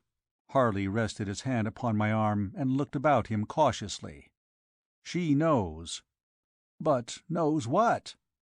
"That is the question which we are here to answer, but I am as sure as it is humanly possible to be sure of anything that whatever Colonel Menendez may tell us tonight, one point at least he will withhold." "What do you expect him to withhold?" "The meaning of the sign of the bat wing." "Then you think he knows its meaning?" "He has told us that it is the death token of voodoo." I stared at Harley in perplexity. "Then you believe his explanation to be false?" "Not necessarily, Knox. It may be what he claims for it, but he is keeping something back. He speaks all the time from behind a barrier which he himself has deliberately erected against me." "I cannot understand why he should do so," I declared, as he looked at me steadily. "Within the last few moments I have become definitely convinced that his appeal to you was no idle one. Therefore, why should he not offer you every aid in his power?" "Why, indeed?" muttered Harley. "The same thing," I continued, "applies to Madame de Stamer. If ever I have seen love-light in a woman's eyes, I have seen it in hers, to-day, whenever her glance has rested upon Colonel Menendez. Harley, I believe she literally worships the ground he walks upon." "She does, she does!" cried my companion, and emphasized the words with beats of his clenched fist. "It is utterly, damnably mystifying. But I tell you, she knows, Knox, she knows."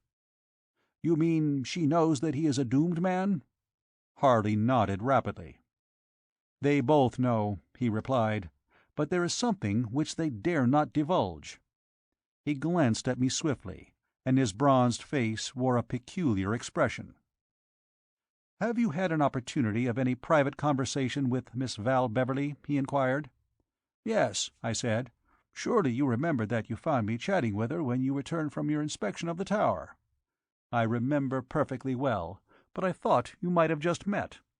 Now it appears to me, Knox, that you have quickly established yourself in the good books of a very charming girl. My only reason for visiting the tower was to afford you just this opportunity. Don't frown. Beyond reminding you of the fact that she has been on intimate terms with Madame de Stamer for some years, I will not intrude in any way upon your private plans in that direction." I stared at him, and I suppose my expression was an angry one. "Surely you don't misunderstand me," he said.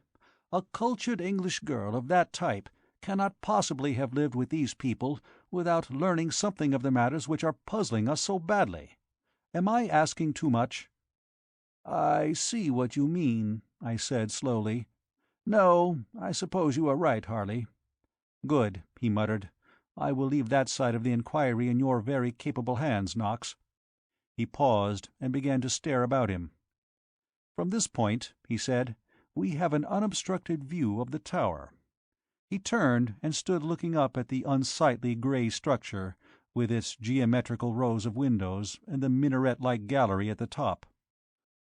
"Of course," I broke a silence of some moments' duration, "the entire scheme of Cray's Folly is peculiar, but the rooms, except for a uniformity which is monotonous, and an unimaginative scheme of decoration which makes them all seem alike, are airy and well lighted, eminently sane and substantial.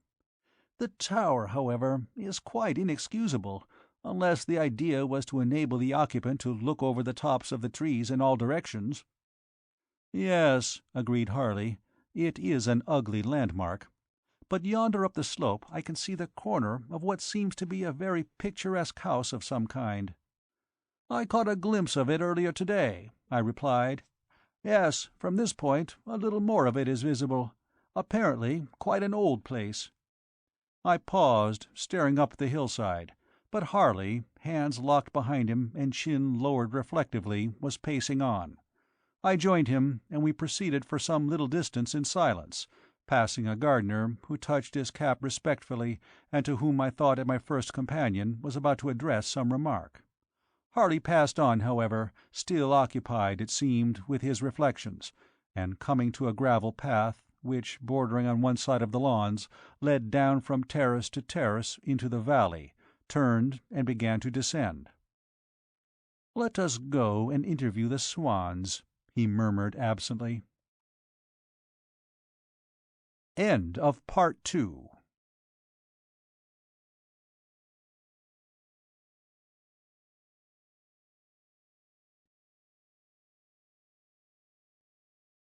Batwing, Chapter 7.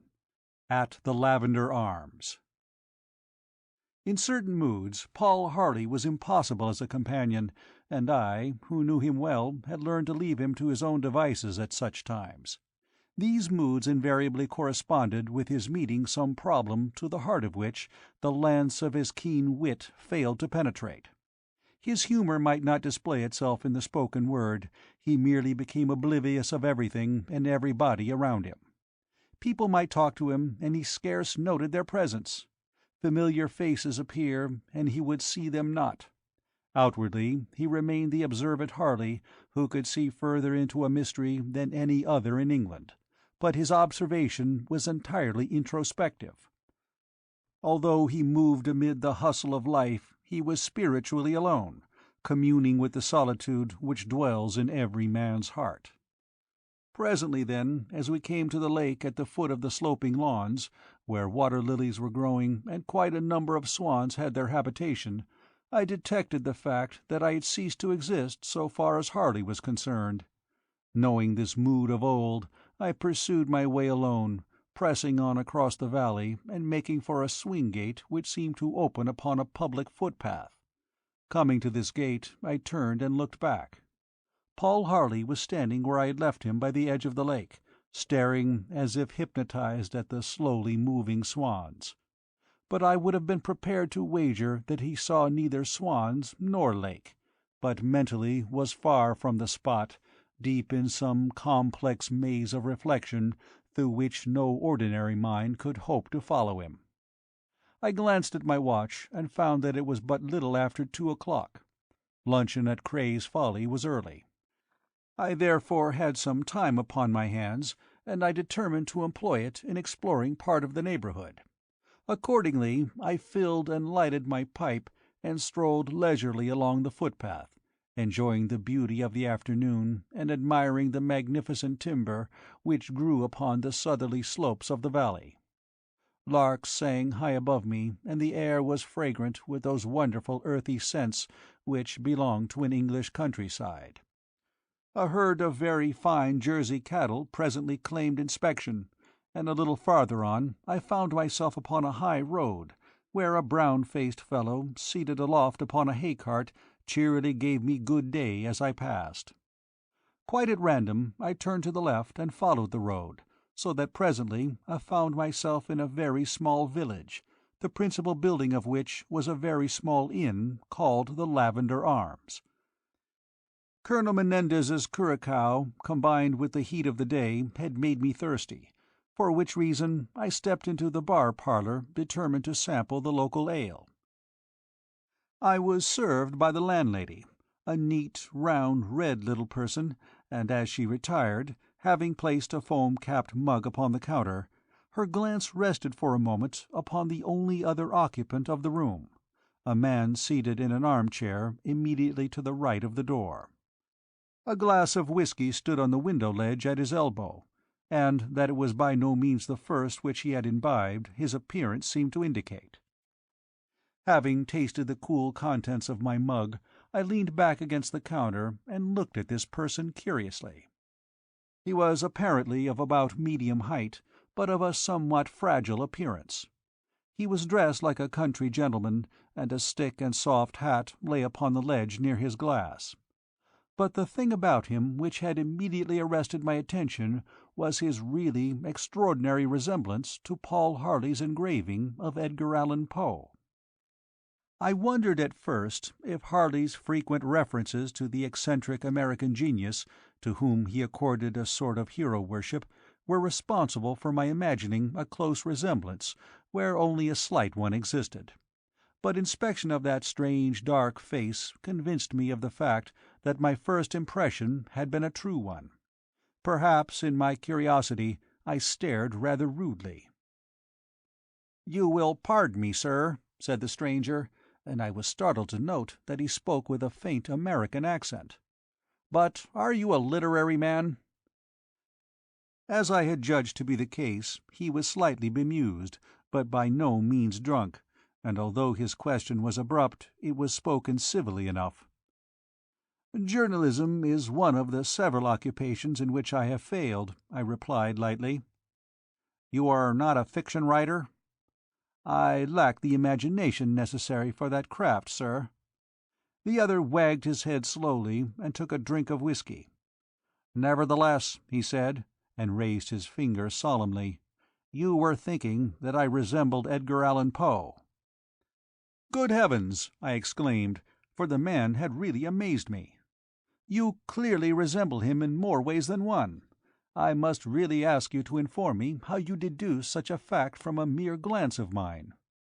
"I will tell you, sir," he replied, "but first I must replenish my glass, and I should be honoured if you would permit me to replenish yours." "Thanks very much," I said, "but I would rather you excused me." "As you wish, sir," replied the American with grave courtesy. "As you wish."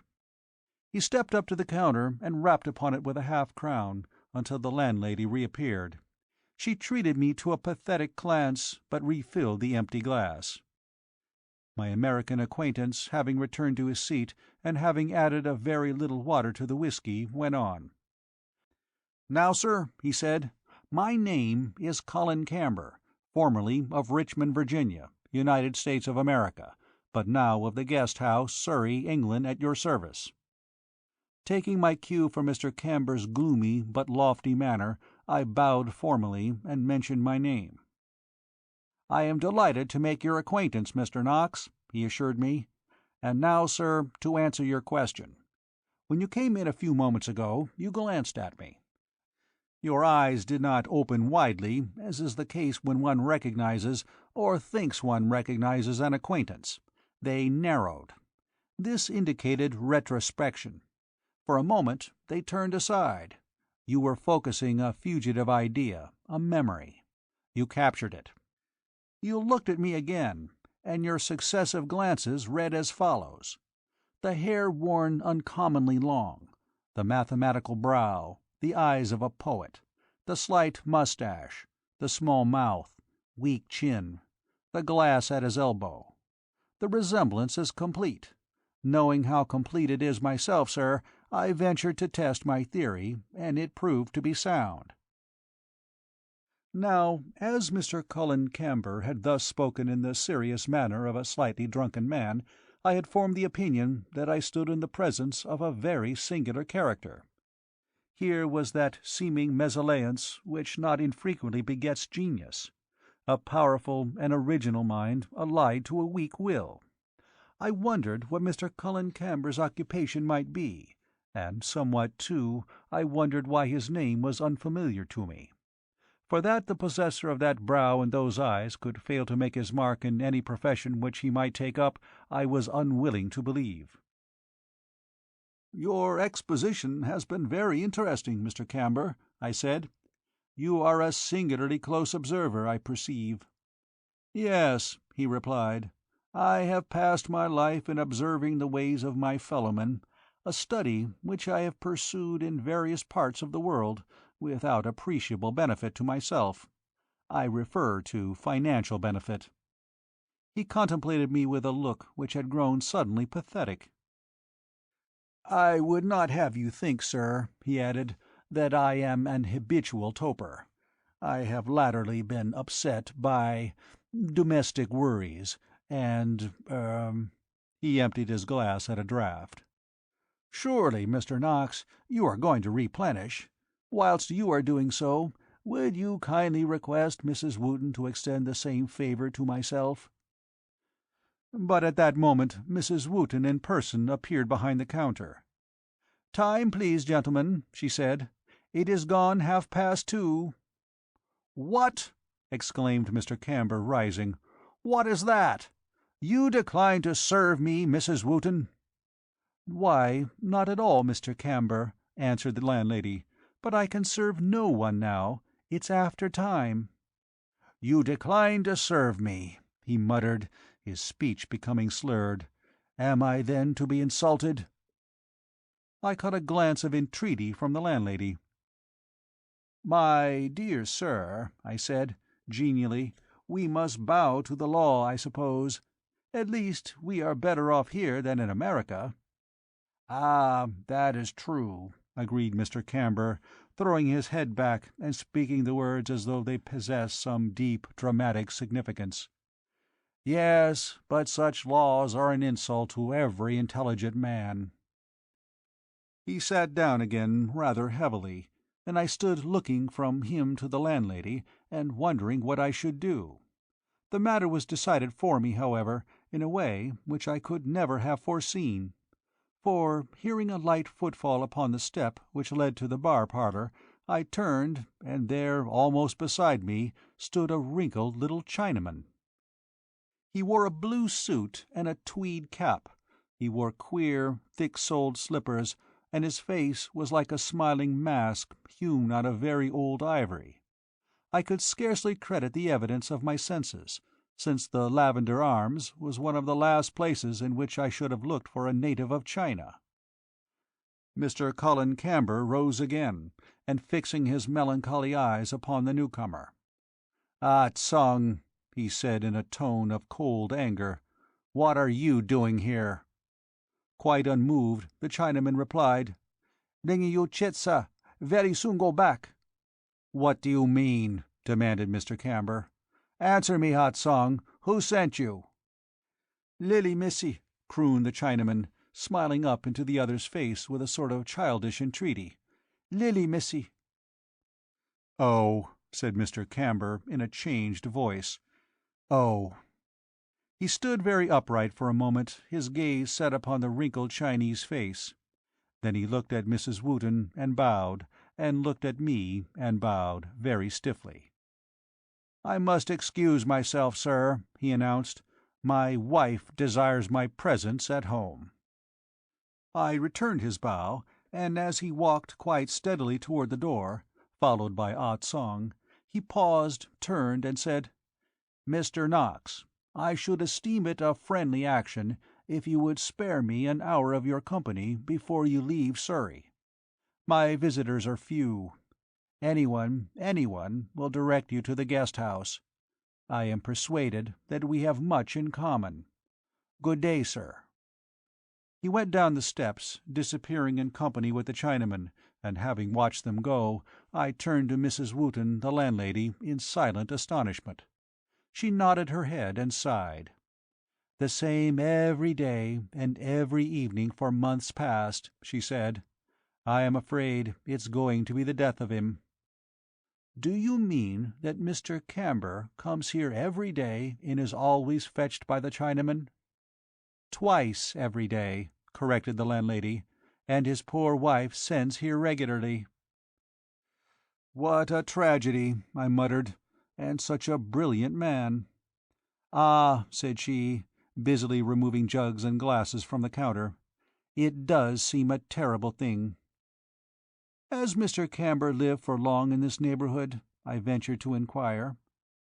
"It was about 3 years ago, sir, that he took the old guest-house at Mid-Hatton. I remember the time well enough because of all the trouble there was about him bringing a Chinaman down here." "I can imagine it must have created something of a sensation," I murmured. "Is the guest-house a large property?" "Oh no, sir, only 10 rooms and a garden, and it had been vacant for a long time. It belongs to what is called the Crayland Park estate." "Mr. Camber, I take it, is a literary man?" "So I believe, sir." Mrs. Wooten, having cleared the counter, glanced up at the clock and then at me with a cheery but significant smile. "I see that it is after time," I said, returning the smile, "but the queer people who seem to live hereabouts interest me very much." "I can't wonder at that, sir," said the landlady, laughing outright. "Chinamen and Spanishmen and what not. If some of the old gentry that lived here before the war could see it, they wouldn't recognize the place, of that I'm sure." "Ah, well," said I, pausing at the step, "I shall hope to see more of Mr. Camber, and of yourself too, madam, for your ale is excellent." "Thank you, sir, I'm sure," said the landlady, much gratified. "But as to Mr. Camber, I really doubt if he would know you if you met him again. Not if he was sober, I mean." "Really?" "Oh, it's a fact, believe me. Just in the last 6 months or so he has started on the rampage like. But some of the people he has met in here and asked to call upon him have done it, thinking he meant it." "And they have not been well received," said I, lingering. "They have had the door shut in their faces," declared Mrs. Wooton with a certain indignation. "He either does not remember what he says or does when he is in drink, or he pretends he doesn't. Oh dear, it's a funny world. Well, good day, sir." "Good day," said I, and came out of the Lavender Arms full of sympathy with the views of the old gentry as outlined by Mrs. Wooton, for certainly it would seem that this quiet spot in the Surrey hills had become a rallying ground for peculiar people. Chapter 8. The Call of Macumbo. Of tea upon the veranda of Cray's Folly that afternoon I retain several notable memories. I got into closer touch with my host and hostess without achieving anything like a proper understanding of either of them, and I procured a new viewpoint of Miss Val Beverley. Her repose was misleading. She deliberately subjugated her own vital personality to that of Madame de Stamer. Why, I knew not, unless she felt herself under an obligation to do so. That her blue-grey eyes could be wistful was true enough. They could also be gay. And once I detected in them a look of sadness which dispelled the butterfly illusion belonging to her dainty slenderness, to her mobile lips, to the vagabond curling hair of russet brown. Paul Harley's manner remained absent, but I who knew his mood so well recognized that his abstraction was no longer real. It was a pose, which he often adopted when in reality he was keenly interested in his surroundings. It baffled me, however, as effectively as it baffled others, and whilst at one moment I decided that he was studying Colonel Menendez, in the next I became convinced that Madame de Stamer was the subject upon his mental dissecting table. That he should find in Madame a fascinating problem did not surprise me. She must have afforded tempting study for any psychologist. I could not fathom the nature of the kinship existing between herself and the Spanish colonel, for Madame de Stamer was French to her fingertips. Her expressions, her gestures, her whole outlook on life proclaimed the fashionable Parisienne. She possessed a vigorous masculine intelligence and was the most entertaining companion imaginable. She was daringly outspoken, and it was hard to believe that her gaiety was forced. Yet, as the afternoon wore on, I became more and more convinced that such was the case. I thought that before affliction visited her, Madame de Stamer must have been a vivacious and a beautiful woman. Her vivacity remained, and much of her beauty, so that it was difficult to believe her snow-white hair to be a product of nature. Again and again I found myself regarding it as a powdered coiffure of the Pompadour period, and wondering why Madame wore no patches. That a deep and sympathetic understanding existed between herself and Colonel Menendez was unmistakable. More than once I intercepted glances from the dark eyes of Madame which were lover-like, yet laden with a profound sorrow. She was playing a role, and I was convinced that Harley knew this. It was not merely a courageous fight against affliction on the part of a woman of the world, versed in masking her real self from the prying eyes of society. It was a studied performance, prompted by some deeper motive. She dressed with exquisite taste, and to see her seated there amid her cushions, gesticulating vivaciously, one would never have supposed that she was crippled.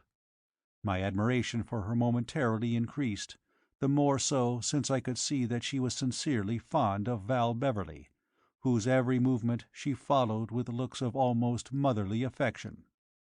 This was all the more strange, as Madame de Stamer, whose age, I supposed, lay somewhere on the sunny side of 40, was of a type which expects and wins admiration, long after the average woman has ceased to be attractive. One endowed with such a temperament is, as a rule, unreasonably jealous of youth and good looks in another. I could not determine if Madame's attitude were to be ascribed to complacent self-satisfaction or to a nobler motive. It sufficed for me that she took an unfeigned joy in the youthful sweetness of her companion. "Well, dear," she said presently, addressing the girl, "you should make those sleeves shorter, my dear." She had a rapid way of speaking, and possessed a slightly husky but fascinatingly vibrant voice. "Your arms are very pretty. You should not hide them." Val Beverley blushed, and laughed to conceal her embarrassment. "Oh, my dear," exclaimed Madame, "why be ashamed of arms? All women have arms, but some do well to hide them." "Quite right, Marie," agreed the Colonel, his thin voice affording an odd contrast to the deeper tones of his cousin. "But it is us scraggy ones who seem to delight in displaying their angles." "The English, yes," Madame admitted, "but the French, no. They are too clever one." "Frenchwomen think too much about their looks," said Val Beverley quietly. "Oh, you know they do, Madame. They would rather die than be without admiration." Madame shrugged her shoulders. "So would I, my dear," she confessed. "Although I cannot walk. Without admiration there is," she snapped her fingers, "nothing. And who would notice a linnet when a bird of paradise was about, however sweet her voice? Tell me that, my dear." Paul Harley aroused himself, and laughed heartily. "Yet," he said, "I think with Miss Beverley that this love of elegance does not always make for happiness. Surely it is the cause of half the domestic tragedies in France." "Ah, the French love elegance," cried Madame, shrugging. "They cannot help it. To secure what is elegant to a Frenchwoman would sometimes forget her husband, yes, but never forget herself." "Really, Marie," protested the Colonel, "you say most strange things." "Is that so, Juan?" she replied, casting one of her queer glances in his direction. "But how would you like to be surrounded by a lot of drabs, eh? That man, Mr. Knox." She extended one white hand in the direction of Colonel Menendez, the fingers half closed, in a gesture which curiously reminded me of Sarah Bernhardt. "That man would notice if a parlour-maid came into the room with a shoe unbuttoned. Poof! If we love elegance, it is because without it the men would never love us." Colonel Menendez bent across the table and kissed the white fingers in his courtier-like fashion. "My sweet cousin," he said, "I should love you in rags." Madame smiled and flushed like a girl, but withdrawing her hand she shrugged. "They would have to be pretty rags," she added. During this little scene I detected Val Beverley looking at me in a vaguely troubled way, and it was easy to guess that she was wondering what construction I should place upon it. However— "I am going into the town," declared Madame de Stamer energetically. "Half the things ordered from Artley's have never been sent." "Oh, Madame, please let me go," cried Val Beverley. "My dear," pronounced Madame, "I will not let you go, but I will let you come with me if you wish." She rang a little bell which stood upon the tea-table beside the urn, and Pedro came out through the drawing-room. "Pedro," she said, "is the car ready?" The Spanish butler bowed. "Tell Carter to bring it round. Hurry, dear," to the girl. "If you are coming with me, I shall not be a minute." Thereupon she whisked her mechanical chair about, waved her hand to dismiss Pedro, and went steering through the drawing-room at a great rate, with Val Beverley walking beside her. As we resumed our seats, Colonel Menendez lay back with half-closed eyes, his glance following the chair and its occupant until both were swallowed up in the shadows of the big drawing-room. "Madame de Stamer is a very remarkable woman," said Paul Harley. "Remarkable?" replied the colonel. "The spirit of all the old chivalry of France is imprisoned within her, I think." He passed cigarettes around, of a long kind resembling cheroots and wrapped in tobacco leaf. I thought it strange that, having thus emphasized Madame's nationality, he did not feel it incumbent upon him to explain the mystery of their kinship. However, he made no attempt to do so, and almost before we had lighted up, a racy little two-seater was driven around the gravel path by Carter, the chauffeur, who had brought us to Cray's Folly from London. The man descended and began to arrange wraps and cushions, and a few moments later back came Madame again, dressed for driving. Carter was about to lift her into the car when Colonel Menendez stood up and advanced. "Sit down, Juan, sit down," said Madame sharply. A look of keen anxiety, I had almost said of pain, leapt into her eyes, and the colonel hesitated.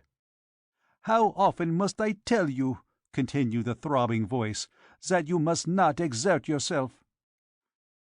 Colonel Menendez accepted the rebuke humbly, but the incident struck me as grotesque, for it was difficult to associate delicacy with such a fine specimen of well-preserved manhood as the colonel. However, Carter performed the duty of assisting Madame into her little car, and when for a moment he supported her upright, before placing her among the cushions, I noticed that she was a tall woman, slender and elegant. All smiles and light, sparkling conversation, she settled herself comfortably at the wheel, and Val Beverley got in beside her. Madame nodded to Carter in dismissal, waved her hand to Colonel Menendez, cried au revoir, and then away went the little car, swinging around the angle of the house and out of sight. Our host stood bare-headed upon the veranda, listening to the sound of the engine dying away among the trees. He seemed to be lost in reflection from which he only aroused himself when the purr of the motor became inaudible. "And now, gentlemen," he said, and suppressed a sigh, "we have much to talk about. This spot is cool, but is it sufficiently private? Perhaps, Mr. Harley, you would prefer to talk in the library." Paul Harley flicked ash from the end of his cigarette. "Better still in your own study, Colonel Menendez," he replied. "What, do you suspect eavesdroppers?" asked the colonel, his manner becoming momentarily agitated. He looked at Harley as though he suspected the latter of possessing private information. "We should neglect no possible precaution," answered my friend. "That agencies inimical to your safety are focused upon the house your own statement amply demonstrates." Colonel Menendez seemed to be on the point of speaking again, but he checked himself, and in silence led the way through the ornate library to a smaller room which opened out of it, and which was furnished as a study. Here the motif was distinctly one of officialdom. Although the southern element was not lacking, it was not so marked as in the library or in the hall. The place was appointed for utility rather than ornament. Everything in perfect order. In the library, with the blinds drawn, one might have supposed oneself in Trinidad. In the study, under similar conditions, one might equally well have imagined Downing Street to lie outside the windows. Essentially, this was the workroom of a man of affairs. Having settled ourselves comfortably, Paul Harley opened the conversation. "In several particulars," said he, "I find my information to be incomplete." He consulted the back of an envelope, upon which, I presume during the afternoon, he had made a number of penciled notes. "For instance," he continued, "your detection of someone watching the house, and subsequently of someone forcing an entrance, had no visible association with the presence of the Batwing attached to your front door?" "No," replied the colonel slowly. "These episodes took place a month ago." "Exactly a month ago?" "They took place immediately before the last full moon." "Ah, before the full moon. And because you associate the activities of the voodoo with the full moon, you believe that the old menace has again become active?" The colonel nodded emphatically. He was busily engaged in rolling one of his eternal cigarettes. "This belief of yours was recently confirmed by the discovery of the Batwing?" "I no longer doubted," said Colonel Menendez, shrugging his shoulders. "How could I?" "Quite so," murmured Harley absently, and evidently pursuing some private train of thought. "And now I take it that your suspicions, if expressed in words, would amount to this: during your last visit to Cuba, you (A) either killed some high priest of voodoo, or (B) seriously injured him? Assuming the first theory to be the correct one, your death was determined upon the sect over which he had formerly presided. Assuming the second to be accurate, however, it is presumably the man himself for whom we must look. Now, Colonel Menendez, kindly inform me if you recall the name of this man." "I recall it very well," replied the colonel. "His name was Macumbo, and he was a Benin Negro." "Assuming that he is still alive, what, roughly, would his age be today?" The colonel seemed to meditate, pushing a box of long Martinique cigars across the table in my direction. "He would be an old man," he pronounced. "I myself am 52, and I should say that Macumbo, if alive today, would be nearer to 70 than 60. "Ah," murmured Harley. "And did he speak English?" "A few words, I believe." Paul Harley fixed his gaze upon the dark, aquiline face. "In short," he said, "do you really suspect that it was Macumbo whose shadow you saw upon the lawn, who a month ago made a midnight entrance into Cray's Folly, and who recently pinned a batwing to the door?" Colonel Menendez seemed somewhat taken aback by this direct question. "I cannot believe it," he confessed. "Do you believe that this order or religion of voodooism has any existence outside those places where African Negroes or descendants of Negroes are settled?" "I should not have been prepared to believe it, Mr. Harley, prior to my experiences in Washington and elsewhere." "Then you do believe that there are representatives of this cult to be met with in Europe and in America?" "I should have been prepared to believe it possible in America, for in America there are many Negroes, but in England—" Again he shrugged his shoulders. "I would remind you," said Harley quietly, "that there are also quite a number of Negroes in England. If you seriously believe voodoo to follow Negro migration, I can see no objection to assuming it to be a universal cult." "Such an idea is incredible." "Yet by what other hypothesis," asked Harley, "are we to cover the facts of your own case as stated by yourself? Now," he consulted his penciled notes, "there is another point. I gather that these African sorcerers rely largely upon what I may term intimidation.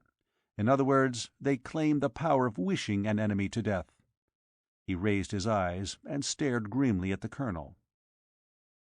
"I should not like to suppose that a man of your courage and culture could subscribe to such a belief."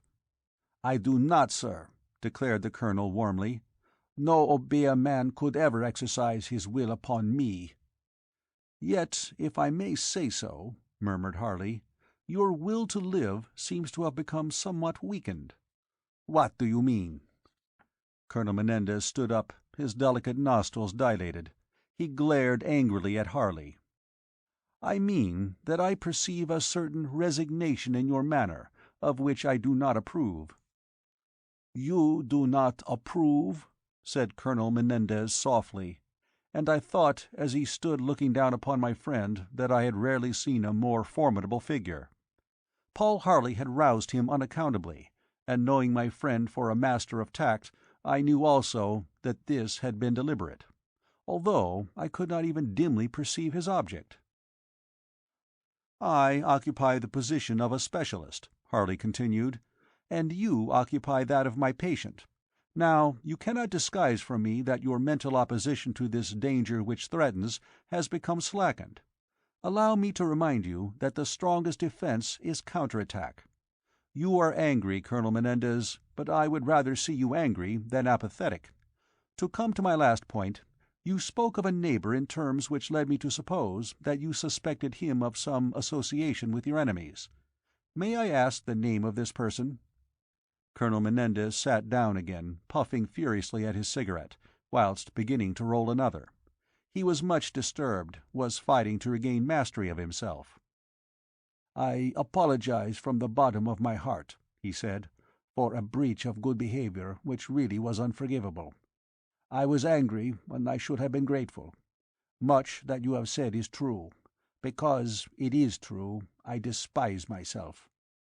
He flashed a glance at Paul Harley. "Awake," he continued, "I care for no man breathing, black or white. But asleep," he shrugged his shoulders, "it is in sleep that these dealers in unclean things obtain their advantage." "You excite my curiosity," declared Harley. "Listen." Colonel Menendez bent forward, resting his elbows upon his knees. Between the yellow fingers of his left hand he held the newly completed cigarette, whilst he continued to puff vigorously at the old one. "You recollect my speaking of the death of a certain native girl?" Paul Harley nodded. "The real cause of her death was never known, but I obtained evidence to show that on the night after the wing of a bat had been attached to her hut, she wandered out in her sleep and visited the Black Belt. Can you doubt that someone was calling her?" "Calling her?" "Mr. Harley, she was obeying the call of Macumbo." "The call of Macumbo? You refer to some kind of hypnotic suggestions?" "I illustrate," replied the colonel, "to help make clear something which I have to tell you. On the night when the last moon was full, on the night after someone had entered the house, I had retired early to bed. Suddenly I awoke, feeling very cold. I awoke, I say, and where do you suppose I found myself?" "I am all anxiety to hear." "On the point of entering the Tudor garden, you call it Tudor garden, which is visible from the window of your room." "Most extraordinary," murmured Harley. "And you were in your night attire?" "I was." "And what had awakened you?" "An accident. I believe a lucky accident. I had cut my bare foot upon the gravel, and the pain awakened me." "You had no recollection of any dream which had prompted you to go down into the garden?" "None whatever." "Does your room face in that direction?" "It does not. It faces the lake on the south of the house. I had descended to a side door, unbarred it, and walked entirely around the east wing before I awakened." "Your room faces the lake," murmured Harley. "Yes." Their glances met, and in Paul Harley's expression there seemed to be a challenge. "You have not yet told me," he said, "the name of your neighbor." Colonel Menendez lighted his new cigarette. "Mr. Harley," he confessed, "I regret that I ever referred to this suspicion of mine. Indeed, it is hardly a suspicion. It is what I may call a desperate doubt. Do you say that, a desperate doubt?" "I think I follow you," said Harley. "The fact is this. I only know of one person within 10 miles of Cray's Folly who has ever visited Cuba." "Ah." "I have no other scrap of evidence to associate him with my shadowy enemy. This being so, you will pardon me if I ask you to forget that I ever referred to his existence." He spoke the words with a sort of lofty finality, and accompanied them with a gesture of the hands which really left Harley no alternative but to drop the subject. Again their glances met, and it was patent to me that underlying all this conversation was something beyond my ken. What it was that Harley suspected I could not imagine, nor what it was that Colonel Menendez desired to conceal, but tension was in the very air. The Spaniard was on the defensive, and Paul Harley was puzzled, irritated. It was a strange interview, and one which in the light of after events I recognized to possess extraordinary significance. That sixth sense of Harley's was awake, was prompting him, but to what extent he understood its promptings at that hour I do not know, and have never known to this day. Intuitively, I believe, as he sat there staring at Colonel Menendez, he began to perceive the shadow within a shadow which was the secret of Cray's folly, which was the thing called Batwing, which was the devilish force at the very hour alive and potent in our midst. Chapter 9. Obeah. This conversation in Colonel Menendez's study produced a very unpleasant impression upon my mind. The atmosphere of Cray's folly seemed to become charged with unrest. Of Madame de Stamer and Miss Beverley I saw nothing up to the time that I retired to dress. Having dressed, I walked into Harley's room, anxious to learn if he had formed any theory to account for the singular business which had brought us to Surrey. Harley had excused himself directly we had left the study, stating that he wished to get to the village post-office in time to send a telegram to London. Our host had suggested a messenger, but this, as well as the offer of a car, Harley had declined, saying that the exercise would aid reflection. Nevertheless, I was surprised to find his room empty, for I could not imagine why the sending of a telegram should have detained him so long. Dusk was falling, and viewed from the open window the Tudor garden below looked very beautiful, part of it lying in a sort of purplish shadow, and the rest being mystically lighted as though viewed through a golden veil. To the whole picture a sort of magic quality was added by a speck of high-light which rested upon the face of the old sundial. I thought that here was a fit illustration for a fairy tale. Then I remembered the Colonel's account of how he had awakened in the act of entering this romantic plaisance, and I was touched anew by an unrestfulness, a sense of the uncanny. I observed a book lying upon the dressing-table, and concluding that it was one which Harley had brought with him, I took it up, glancing at the title. It was Negro Magic, and, switching on the light, for there was a private electric plant in Cray's Folly, I opened the book at random and began to read. "The religion of the Negro," said this authority, "is emotional, and more often than not associated with beliefs in witchcraft and in the rites known as voodoo, or Obi mysteries. It has been endeavored by some students to show that these are relics of the fetish worship of equatorial Africa, but such a genealogy has never been satisfactorily demonstrated. The cannibalistic rituals, human sacrifices, and obscene ceremonies resembling those of the Black Sabbath of the Middle Ages, reported to prevail in Haiti and other of the islands, and by some among the Negroes of the southern states of America, may be said to rest on doubtful authority. Nevertheless, it is a fact beyond doubt that among the Negroes both of the West Indies and the United States there is a widespread belief in the powers of the Obeah man. A native who believes himself to have come under the spell of such a sorcerer will sink into a kind of decline and sometimes die."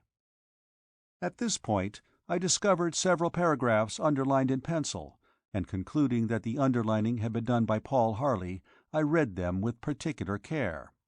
They were as follows: "According to Hesketh J. Bell, the term Obeah is most probably derived from the substantive obi, a word used on the east coast of Africa to denote witchcraft, sorcery, and fetishism in general.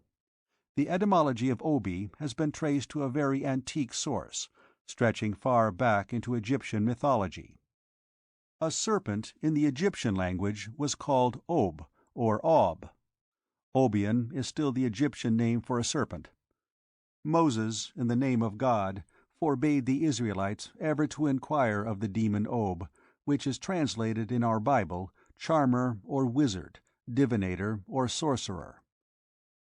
The Witch of Endor is called Aub or Ob, translated Pythonissa, and Albois was the name of the basilisk or royal serpent, emblem of the sun and an ancient oracular deity of Africa. A paragraph followed which was doubly underlined, and pursuing my reading I made a discovery which literally caused me to hold my breath. This is what I read: "In a recent contribution to the Occult Review, Mr. Colin Camber, the American authority, offered some very curious particulars in support of a theory to show that whereas snakes and scorpions have always been recognized as sacred by voodoo worshippers, the real emblem of their unclean religion is the bat, especially the vampire bat of South America. He pointed out that the symptoms of one dying beneath the spell of an obeah man are closely paralleled in the cases of men and animals who have suffered from nocturnal attacks of blood-sucking bats. I laid the open book down upon the bed. My brain was in a tumult. The several theories, or outlines of theories which hitherto I had entertained, were, by these simple paragraphs, cast into the utmost disorder. I thought of the Colonel's covert references to a neighbour whom he feared, of his guarded statement that the devotees of voodoo were not confined to the West Indies, of the attack upon him in Washington, of the bat wing pinned to the door of Cray's Folly. Incredulously, I thought of my acquaintance of the Lavender Arms, with his bemused expression and his magnificent brow, and a great doubt and wonder grew up in my mind. I became increasingly impatient for the return of Paul Harley. I felt that a clue of the first importance had fallen into my possession, so that when presently, as I walked impatiently up and down the room, the door opened and Harley entered, I greeted him excitedly. "Harley," I cried, "Harley, I have learned a most extraordinary thing."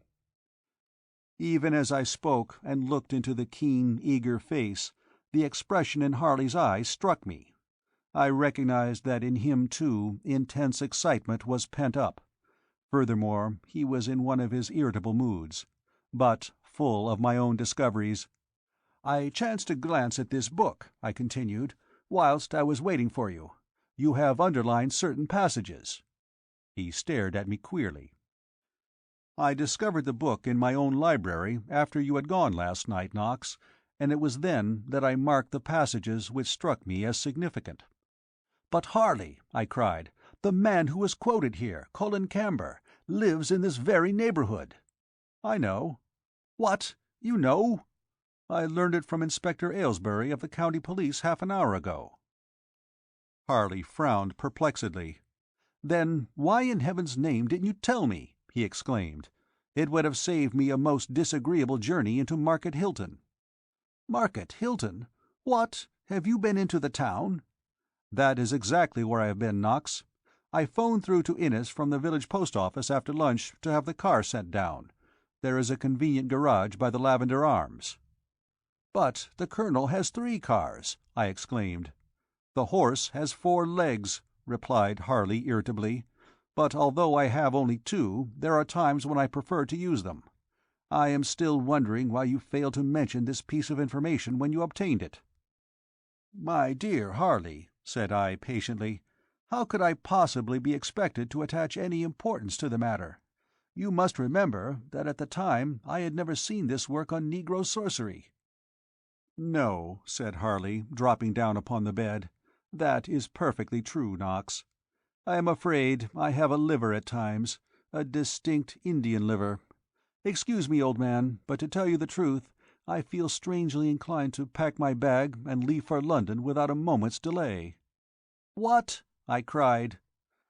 "Oh, I know you would be sorry to go, Knox," said Harley, smiling, "and so, for many reasons, should I. But I have the strongest possible objection to being trifled with." "I am afraid I don't quite understand you, Harley." "Well, just consider the matter for the moment. Do you suppose that Colonel Menendez is ignorant of the fact that his nearest neighbour is a recognized authority upon voodoo and allied subjects? You are speaking, of course, of Colin Camber. Of none other." "No," I replied thoughtfully. "The Colonel must know, of course, that Camber resides in the neighbourhood." "And that he knows something of the nature of Camber's studies his remarks sufficiently indicate," added Harley. "The whole theory to account for these attacks upon his life rests on the premise that agents of these obeah people are established in England and America. Then, in spite of my direct questions, he leaves me to find out for myself that Colin Camber's property practically adjoins his own." "Really? Does he reside so near as that?" "My dear fellow," cried Harley, "he lives at a place called the Guest House. You can see it from part of the grounds of Cray's Folly. We were looking at it today." "What? The house on the hillside?" "That's the guest house. What do you make of it, Knox? That Menendez suspects this man is beyond doubt. Why should he hesitate to mention his name?" "Well," I replied slowly, "probably because to associate practical sorcery and assassination with such a character would be preposterous. But the man is admittedly a student of these things, Knox." "He may be, and that he is a genius of some kind I am quite prepared to believe. But having had the pleasure of meeting Mr. Colin Camber, I am not prepared to believe him capable of murder." I suppose I spoke with a certain air of triumph, for Paul Harley regarded me silently for a while. "You seem to be taking this case out of my hands, Knox," he said. "Whilst I have been systematically at work racing about the county in quest of information, you would appear to have blundered further into the labyrinth than all my industry has enabled me to do." He remained in a very evil humour, and now the cause of this suddenly came to light. "I have spent a thoroughly unpleasant afternoon," he continued, "interviewing an impossible country policeman who had never heard of my existence." This display of human resentment honestly delighted me. It was refreshing to know that the omniscient Paul Harley was capable of pique. "One Inspector Aylesbury," he went on bitterly, "a large person, bearing a really interesting resemblance to a walrus, but lacking that creature's intelligence. It was not until Superintendent East had spoken to him from Scotland Yard that he ceased to treat me as a suspect. But his new attitude was almost more provoking than the old one. He adopted the manner of a regimental sergeant-major reluctantly interviewing a private with a grievance. If matters should so develop that we are compelled to deal with that fish-faced idiot, God help us all." He burst out laughing, his good humour suddenly quite restored, and taking out his pipe began industriously to load it. "I can smoke while I'm changing," he said, "and you can sit there and tell me all about Colin Camber." I did as he requested, and Harley, who could change quicker than any man I had ever known, had just finished tying his bow as I completed my story of the encounter at the Lavender Arms. He muttered as I ceased speaking. "At every turn I realize that without you I should have been lost, Knox. I am afraid I shall have to change your duties tomorrow." "Change my duties? What do you mean?" "I warn you that the new ones will be less pleasant than the old. In other words, I must ask you to tear yourself away from Miss Val Beverley for an hour in the morning and take advantage of Mr. Camber's invitation to call upon him. Frankly, I doubt if he would acknowledge me. Nevertheless, you have a better excuse than I. In the circumstances, it is most important that we should get in touch with this man." "Very well," I said ruefully. "I will do my best. But you don't seriously think, Harley, that the danger comes from there?" Paul Harley took his dinner jacket from the chair upon which the man had laid it out, and turned to me. "My dear Knox," he said, "you may remember that I spoke recently of retiring from this profession?" "You did?" "My retirement will not be voluntary, Knox. I shall be kicked out as an incompetent ass. For, respecting the connection, if any, between the narrative of Colonel Menendez, the bat-wing nailed to the door of the house, and Mr. Colin Camber, I have not the foggiest notion. In this, at last, I have triumphed over Auguste Dupin. Auguste Dupin never confessed defeat. End of Part 3.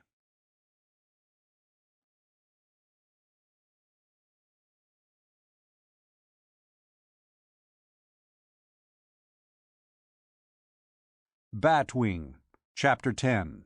The Night Walker. If luncheon had seemed extravagant, dinner at Cray's Folly proved to be a veritable Roman banquet.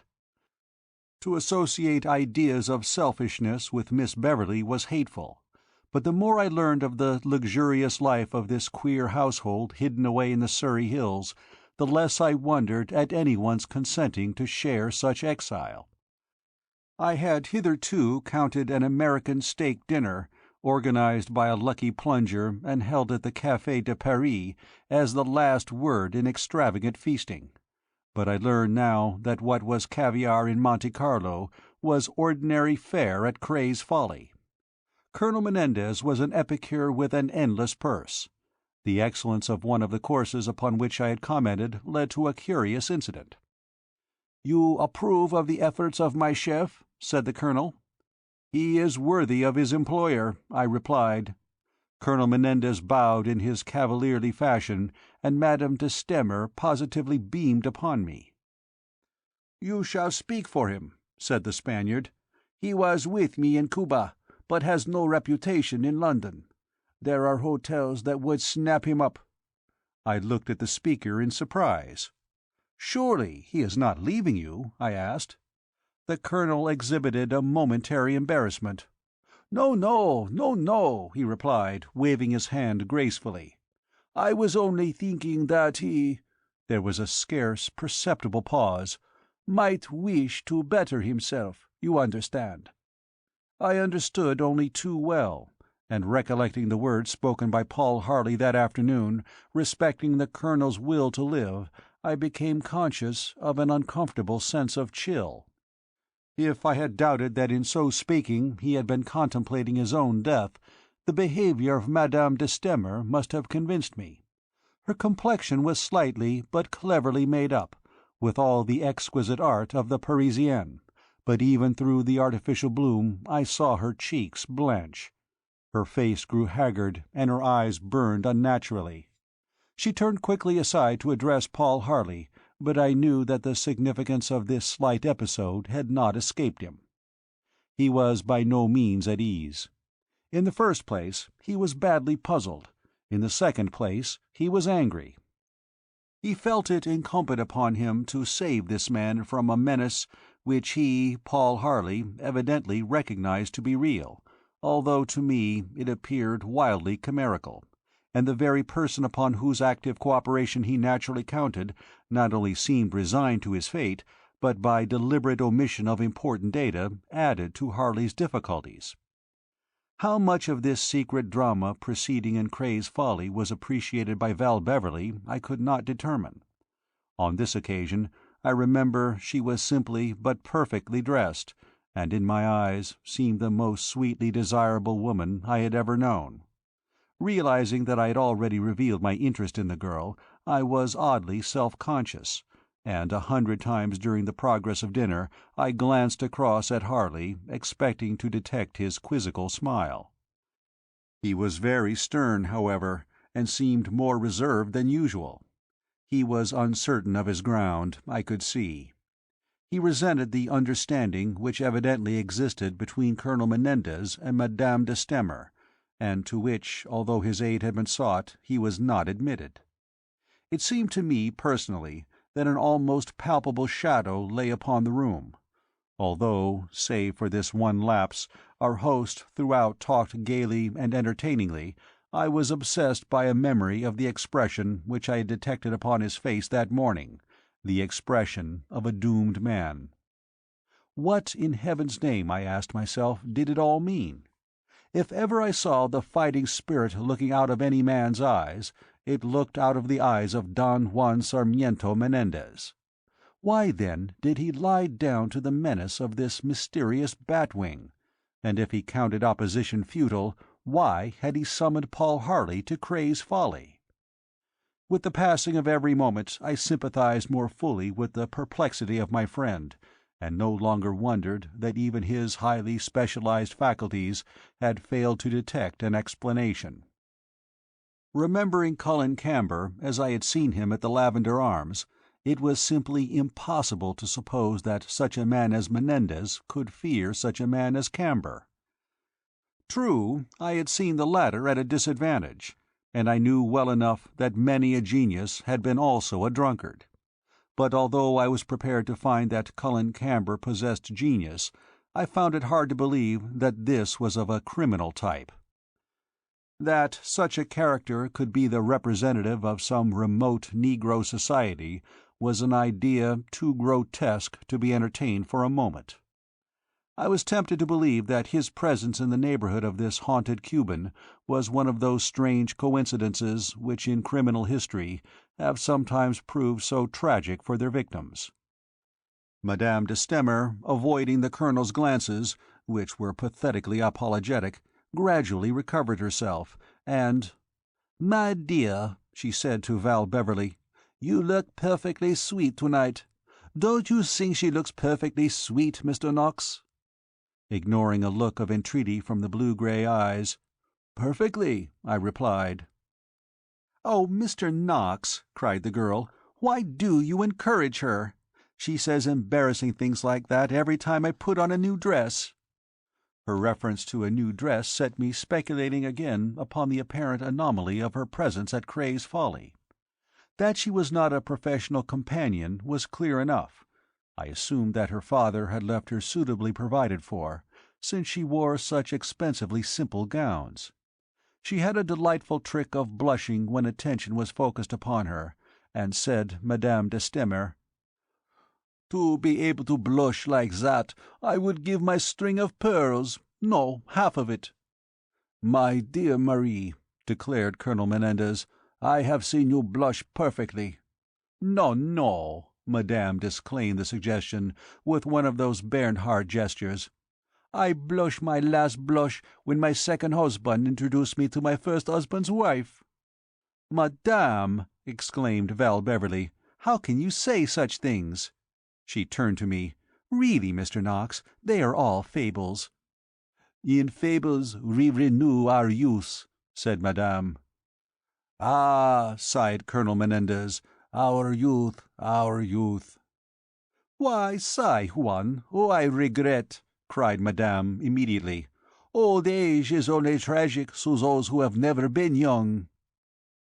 She directed a glance toward him as she spoke those words, and as I had felt when I had seen his tragic face on the veranda that morning, I felt again in detecting this look of Madame de Stamer's. The yearning yet selfless love which it expressed was not for my eyes to witness. "Thank God, Marie," replied the colonel, and gallantly kissed his hand to her. "We have both been young, gloriously young." When, at the termination of this truly historic dinner, the ladies left us, "Remember, Juan," said Madame, raising her white, jewelled hand, and holding the fingers characteristically curled, "no excitement, no billiards, no cards." Colonel Menendez bowed deeply as the invalid wheeled herself from the room, followed by Miss Beverley. My heart was beating delightfully, for in the moment of departure the latter had favoured me with a significant glance, which seemed to say, "I am looking forward to a chat with you presently." "Ah," said Colonel Menendez, when we three men found ourselves alone, "truly I am blessed in the autumn of my life with such charming companionship. Beauty and wit, youth and discretion. Is he not a happy man who possesses all these?" "He should be," said Harley gravely. The saturnine Pedro entered with some wonderful crusted port, and Colonel Menendez offered cigars. "I believe you are a pipe smoker," said our courteous host to Harley, "and if this is so, I know that you will prefer your favorite mixture to any cigar that ever was rolled." "Many thanks," said Harley, to whom no more delicate compliment could have been paid. He was indeed an inveterate pipe-smoker, and only rarely did he truly enjoy a cigar, however choice its pedigree. With a sigh of content he began to fill his briar. His mood was more restful, and covertly I watched him studying our host. The night remained very warm, and one of the two windows of the dining-room, which was the most homely apartment in Cray's Folly, was wide open, offering a prospect of sweeping velvet lawns touched by the magic of the moonlight. A short silence fell, to be broken by the colonel. "Gentlemen," he said, "I trust you do not regret your fishing excursion." "I could cheerfully pass the rest of my days in such ideal surroundings," replied Paul Harley. I nodded in agreement. "But," continued my friend, speaking very deliberately, "I have to remember that I am here on business, and that my professional reputation is perhaps at stake." He stared very hard at Colonel Menendez. "I have spoken with your butler, known as Pedro, and with some of the other servants, and have learned all that there is to be learned about the person unknown who gained admittance to the house a month ago, and concerning the wing of a bat found attached to the door more recently." "And to what conclusion have you come?" asked Colonel Menendez eagerly. He bent forward, resting his elbows upon his knees, a pose which he frequently adopted. He was smoking a cigar, but his total absorption in the topic under discussion was revealed by the fact that from a pocket in his dinner jacket he had taken out a portion of tobacco, had laid it in a slip of rice paper, and was busily rolling one of his eternal cigarettes. "I might be enabled to come to one," replied Harley, "if you would answer a very simple question." "What is this question?" "It is this. Have you any idea who nailed the bat's wing to your door?" Colonel Menendez's eyes opened very widely, and his face became more aquiline than ever. "You have heard my story, Mr. Harley," he replied softly. "If I know the explanation, why do I come to you?" Paul Harley puffed at his pipe. His expression did not alter in the slightest. "I merely wondered if your suspicions tended in the direction of Mr. Colin Camber," he said. "Colin Camber!" As the colonel spoke the name, either I became victim of a strange delusion, or his face was momentarily convulsed. If my senses served me aright, then his pronouncing of the words Colin Camber occasioned him positive agony. He clutched the arms of his chair, striving, I thought, to retain composure, and in this he succeeded, for when he spoke again his voice was quite normal. "Have you any particular reason for your remark, Mr. Harley?" "I have a reason," replied Paul Harley, "but don't misunderstand me. I suggest nothing against Mr. Camber. I should be glad, however, to know if you are acquainted with him." "We have never met." "You possibly know him by repute?" "I have heard of him, Mr. Harley, but to be perfectly frank, I have little in common with citizens of the United States." A note of arrogance, which at times crept into his high, thin voice, became perceptible now, and the aristocratic, aquiline face looked very supercilious. How the conversation would have developed I know not, but at this moment Pedro entered and delivered a message in Spanish to the colonel, whereupon the latter arose, and with very profuse apologies begged permission to leave us for a few moments. When he had retired, "I am going upstairs to write a letter, Knox," said Paul Harley. "Carry on with your old duties today. Your new ones do not commence until tomorrow."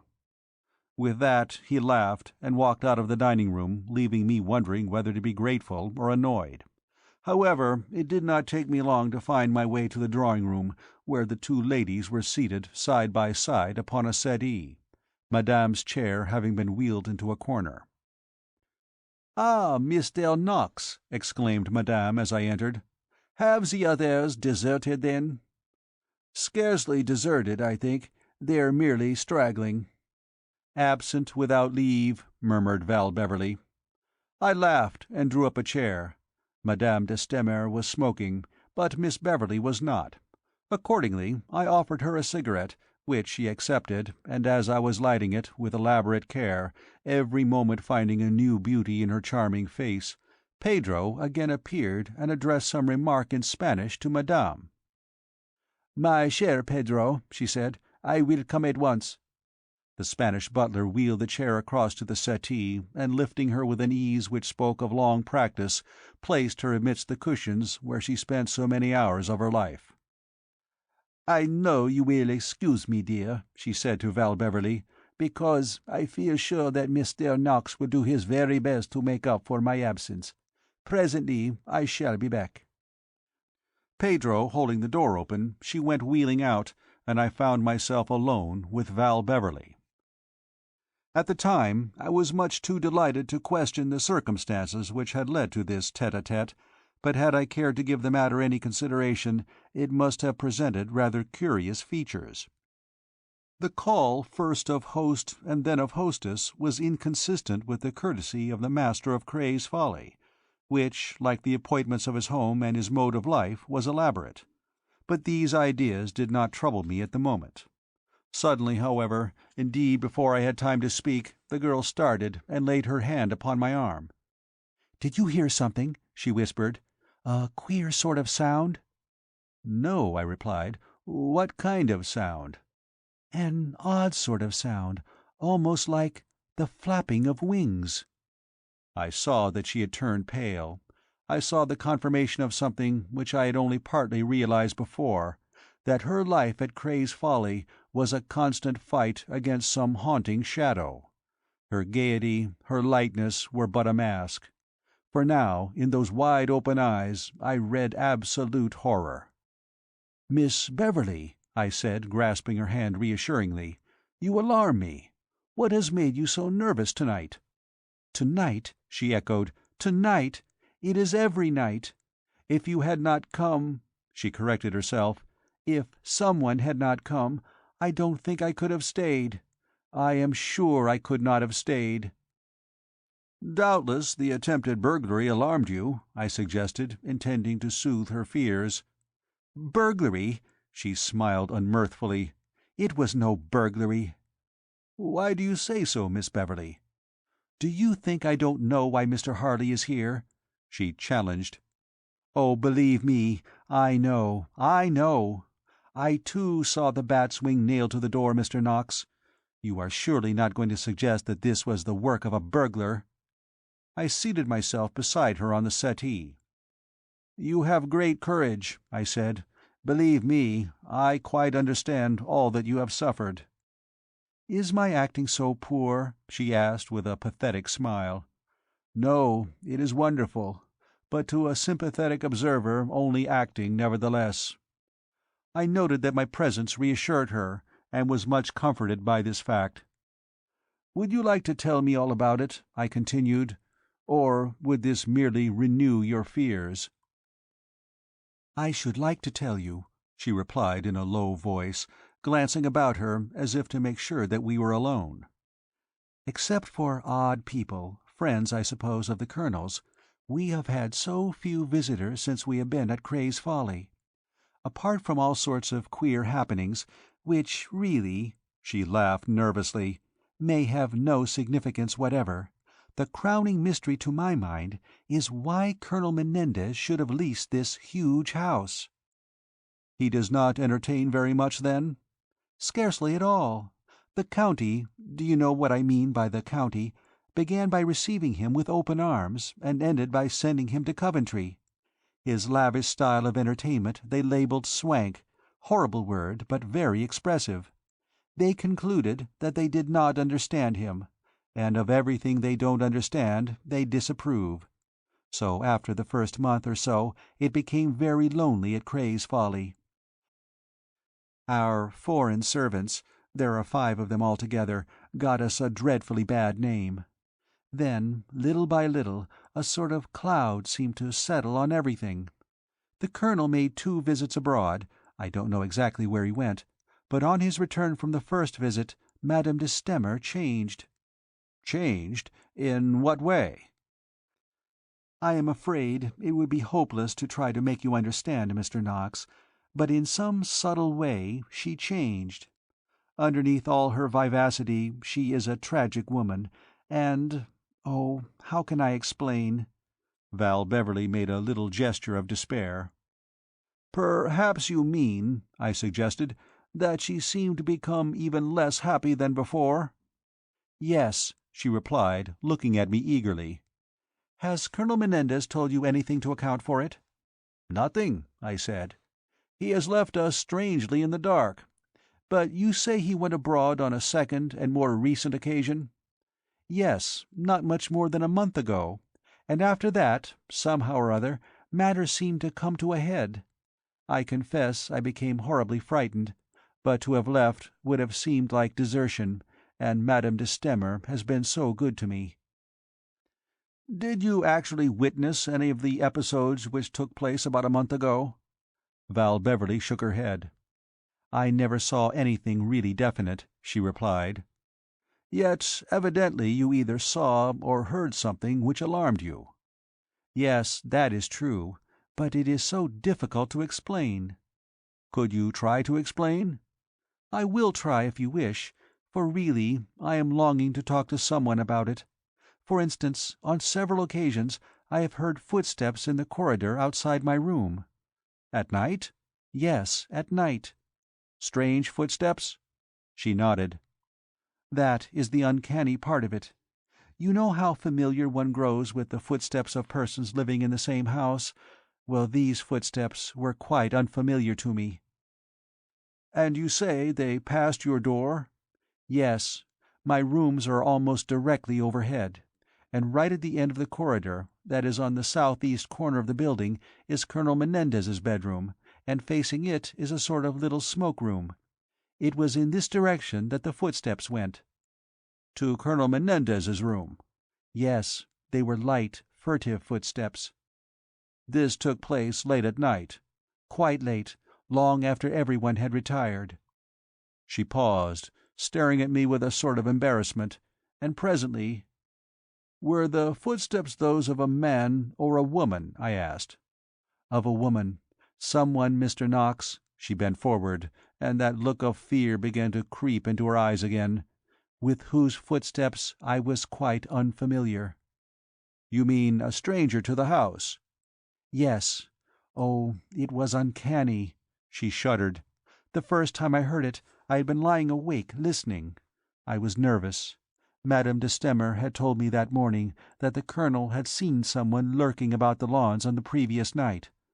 Then, as I lay awake listening for the slightest sound, I suddenly detected these footsteps, and they paused, right outside my door." "Good heavens!" I exclaimed. "What did you do?" "Frankly, I was too frightened to do anything. I just lay still with my heart beating horribly, and presently they passed on, and I heard them no more." "Was your door locked?" "No," she laughed nervously, "but it has been locked every night since then." "And these sounds were repeated on other nights?" "Yes, I have often heard them, Mr. Knox. What makes it so strange is that all the servants sleep out in the west wing, as you know, and Pedro locks the communicating door every night before retiring." "It is certainly strange," I muttered. "It is horrible," declared the girl, almost in a whisper. "For what can it mean except that there is someone in Cray's Folly who is never seen during the daytime?" "But that is incredible." "It is not so incredible in a big house like this. Besides, what other explanation can there be?" "There must be one," I said reassuringly. "Have you spoken of this to Madame de Stamer?" "Yes." Val Beverley's expression grew troubled. "Had she any explanation to offer?" "None. Her attitude mystified me very much. Indeed, instead of reassuring me, she frightened me more than ever by her very silence. I grew to dread the coming of each night. Then—" she hesitated again, looking at me pathetically. "Twice I have been awakened by a loud cry." "What kind of cry?" "I could not tell you, Mr. Knox. You see, I have always been asleep when it has come, but I've sat up trembling and dimly aware that what had awakened me was a cry of some kind." "You have no idea from whence it proceeded?" "None whatever. Of course, all these things may seem trivial to you, and possibly they can be explained in quite a simple way. But this feeling of something pending has grown almost unendurable. Then I don't understand Madame and the Colonel at all." She suddenly stopped speaking and flushed with embarrassment. "If you mean that Madame de Stamer is in love with her cousin, I agree with you," I said quietly. "Oh, is it so evident as that?" murmured Val Beverley. She laughed to cover her confusion. "I wish I could understand what it all means." At this point our tete-a-tete was interrupted by the return of Madame de Stamer. "Oh la la!" she cried. "The Colonel must have allowed himself to become too animated this evening. He is threatened with one of his attacks, and I have insisted upon his immediate retirement. He makes his apologies, but knows you will understand."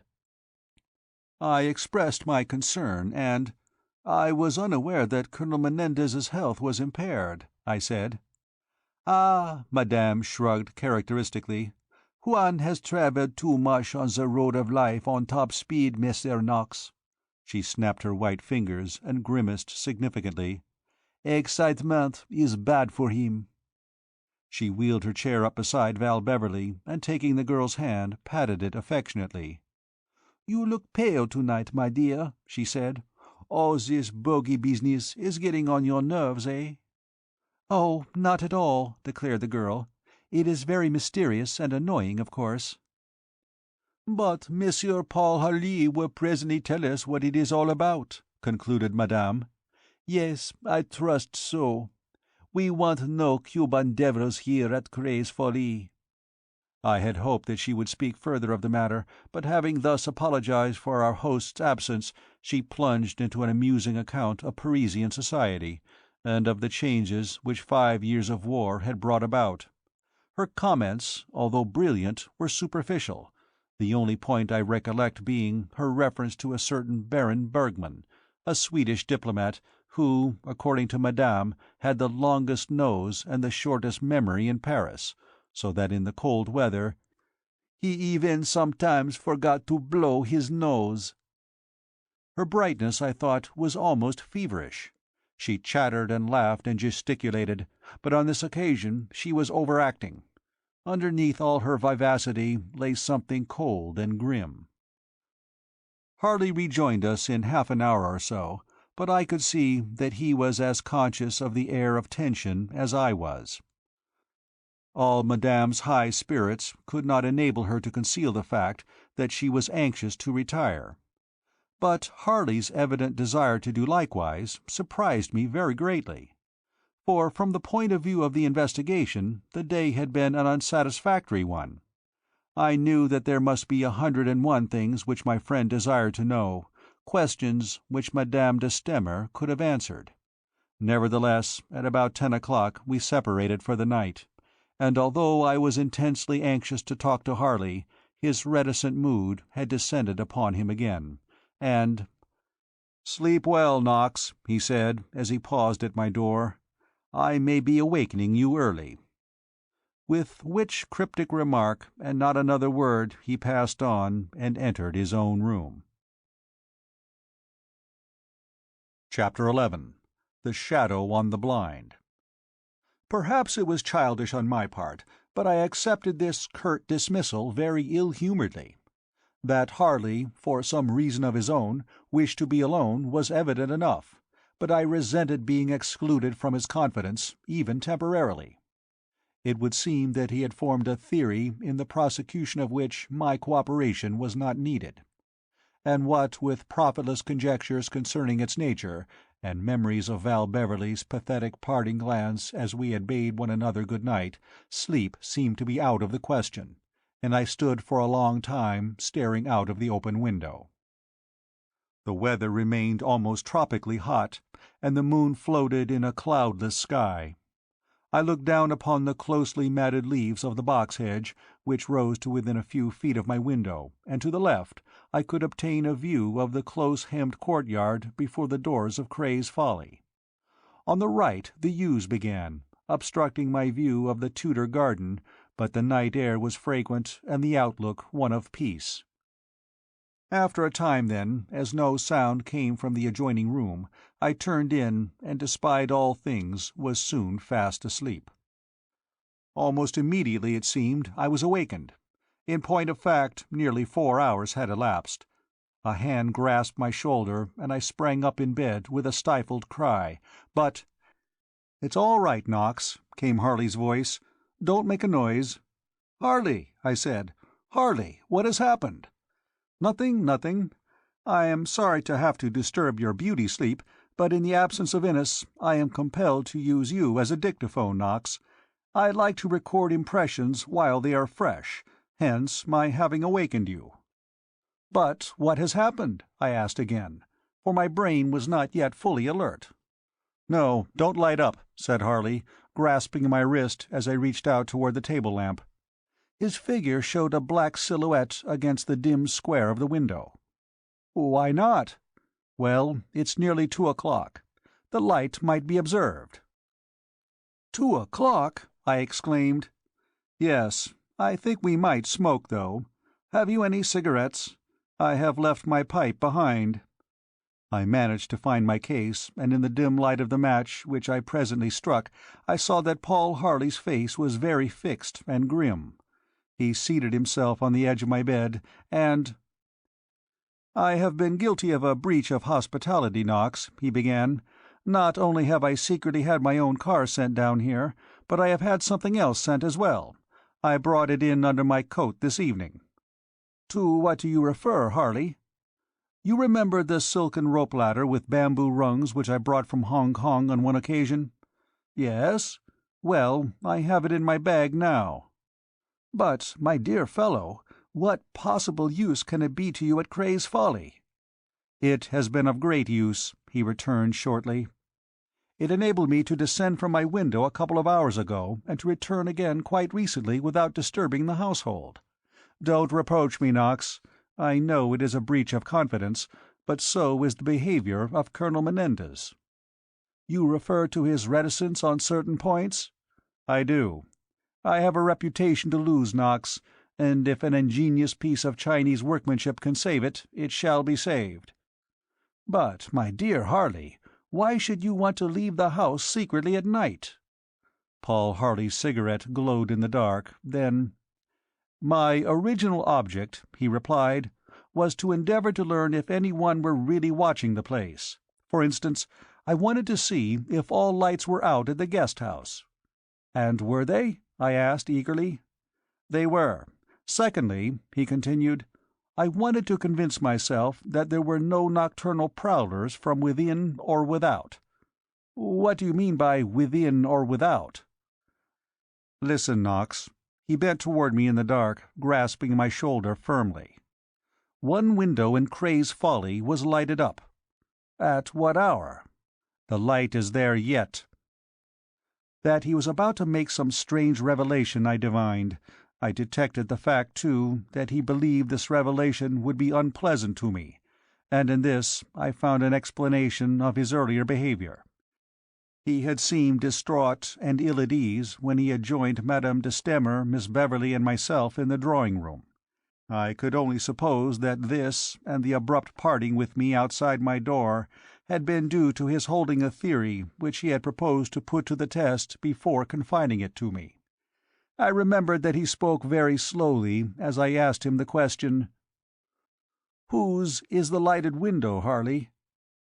"Has Colonel Menendez taken you into a little snuggery or smoke-room which faces his bedroom in the south-east corner of the house?" "No, but Miss Beverley has mentioned the room." "Ah. Well, there is a light in that room, Knox." "Possibly the Colonel has not retired?" "According to Madame de Stamer, he went to bed several hours ago, you may remember." "True," I murmured, fumbling for the significance of his words. "The next point is," he resumed, "you saw Madame retire to her own room, which, as you know, is on the ground floor, and I have satisfied myself that the door communicating with the servants' wing is locked." "I see. But to what is all this leading, Harley?" "To a very curious fact, and the fact is this: the Colonel is not alone." I sat bolt upright. "What?" I cried. "Not so loud," warned Harley. "But, Harley, my dear fellow, we must face facts. I repeat, the Colonel is not alone." "Why do you say so?" "Twice I have seen a shadow on the blind of the smoke-room." "His own shadow, probably." Again Paul Harley's cigarette glowed in the darkness. "I am prepared to swear," he replied, "that it was the shadow of a woman." "Harley, don't get excited, Knox. I am dealing with the strangest case of my career, and I am jumping to no conclusions. But just let us look at the circumstances judicially. The whole of the domestic staff we may dismiss, with the one exception of Mrs. Fisher, who, so far as I can make out, occupies the position of a sort of working housekeeper, and whose rooms are in the corner of the west wing immediately facing the kitchen garden. Possibly you have not met Mrs. Fisher, Knox, but I have made it my business to interview the whole of the staff, and I may say that Mrs. Fisher is a short, stout old lady, a native of Kent, I believe, whose outline in no way corresponds to that which I saw upon the blind. Therefore, unless the door which communicates with the servants' quarters was unlocked again tonight, to what are we reduced in seeking to explain the presence of a woman in Colonel Menendez's room? Madame de Stamer, unassisted, could not possibly have mounted the stairs. "Stop, Harley," I said sternly. "Stop!" He ceased speaking, and I watched the steady glow of his cigarette in the darkness. It lighted up his bronzed face and showed me the steely gleam of his eyes. "You are counting too much on the locking of the door by Pedro," I continued, speaking very deliberately. "He is a man I would trust no farther than I could see him, and if there is anything dark underlying this matter, you depend that he is involved in it." "But the most natural explanation, and also the most simple, is this. Colonel Menendez has been taken seriously ill, and someone is in his room in the capacity of a nurse." "Her behaviour was scarcely that of a nurse in a sick-room," murmured Harley. "For God's sake, tell me the truth," I said. "Tell me all you saw." "I am quite prepared to do so, Knox. On 3 occasions, then, I saw the figure of a woman, who wore some kind of loose robe, quite clearly silhouetted upon the linen blind. Her gestures strongly resembled those of despair." "Of despair?" "Exactly. I gathered that she was addressing someone, presumably Colonel Menendez, and I derived a strong impression that she was in a condition of abject despair." "Harley," I said, "on your word of honor, did you recognize anything in the movements, or in the outline of the figure, by which you could identify the woman?" "I did not," he replied shortly. "It was a woman who wore some kind of loose robe, possibly a kimono. Beyond that, I could swear to nothing, except that it was not Mrs. Fisher." We fell silent for a while. What Paul Harley's thoughts may have been, I know not, but my own were strange and troubled. Presently I found my voice again, and "I think, Harley," I said, "that I should report to you something which Miss Beverley told me this evening." "Yes?" he said eagerly. "I am anxious to hear anything which may be of the slightest assistance. You are no doubt wondering why I retired so abruptly tonight. My reason was this. I could see that you were full of some story which you had learned from Miss Beverley, and I was anxious to perform my tour of inspection with a perfectly unprejudiced mind." "You mean that your suspicions rested upon an inmate of Cray's Folly?" "Not upon any particular inmate, but I had early perceived a distinct possibility that these manifestations of which the Colonel complained might be due to the agency of someone inside the house. That this person might be no more than an accomplice of the prime mover I also recognized, of course. But what did you learn tonight, Knox?" I repeated Val Beverley's story of the mysterious footsteps and of the cries which had twice awakened her in the night. Muttered Harley when I had ceased speaking. "Assuming her account to be true—" "Why should you doubt it?" I interrupted hotly. "My dear Knox, it is my business to doubt everything until I have indisputable evidence of its truth. I say, assuming her story to be true, we find ourselves face to face with the fantastic theory that some woman unknown is living secretly in Cray's Folly." "Perhaps in one of the tower rooms," I suggested eagerly. "Why, Harley, that would account for the Colonel's marked unwillingness to talk about this part of the house." My sight was now becoming used to the dusk, and I saw Harley vigorously shake his head. "No, no," he replied. "I have seen all the tower rooms. I can swear that no one inhabits them. Besides, is it feasible?" "Then whose were the footsteps that Miss Beverley heard?" Obviously, those of the woman who, at this present moment, so far as I know, is in the smoking room with Colonel Menendez. I sighed wearily. This is strange business, Harley. I begin to think that the mystery is darker than I ever supposed. We fell silent again. The weird cry of a nighthawk came from somewhere in the valley, but otherwise everything within and without the great house seemed strangely still. This stillness presently imposed its influence upon me, for when I spoke again I spoke in a low voice. "Harley," I said, "my imagination is playing me tricks. I thought I heard the fluttering of wings at that moment." "Fortunately, my imagination remains under control," he replied grimly. "Therefore I am in a position to inform you that you did hear the fluttering of wings. An owl has just flown into one of the trees immediately outside the window." "Oh," said I, and uttered a sigh of relief. "It is extremely fortunate that my imagination is so carefully trained," continued Harley. "Otherwise, when the woman whose shadow I saw upon the blind tonight raised her arms in a peculiar fashion, I could not well have failed to attach undue importance to the shape of the shadow thus created." "What was the shape of the shadow, then?" "Remarkably like that of a bat." He spoke the words quietly, but in that still darkness, with dawn yet a long way off, they possessed the power which belongs to certain chords in music and to certain lines in poetry.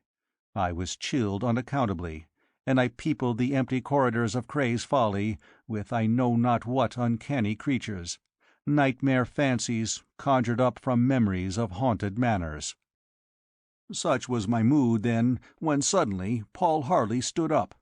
My eyes were growing more and more used to the darkness, and from something strained in his attitude I detected the fact that he was listening intently. He placed his cigarette on the table beside the bed and quietly crossed the room. I knew from his silent tread that he wore shoes with rubber soles. Very quietly he turned the handle and opened the door. "What is it, Harley?" I whispered. Dimly I saw him raise his hand. Inch by inch he opened the door. My nerves were in a state of tension.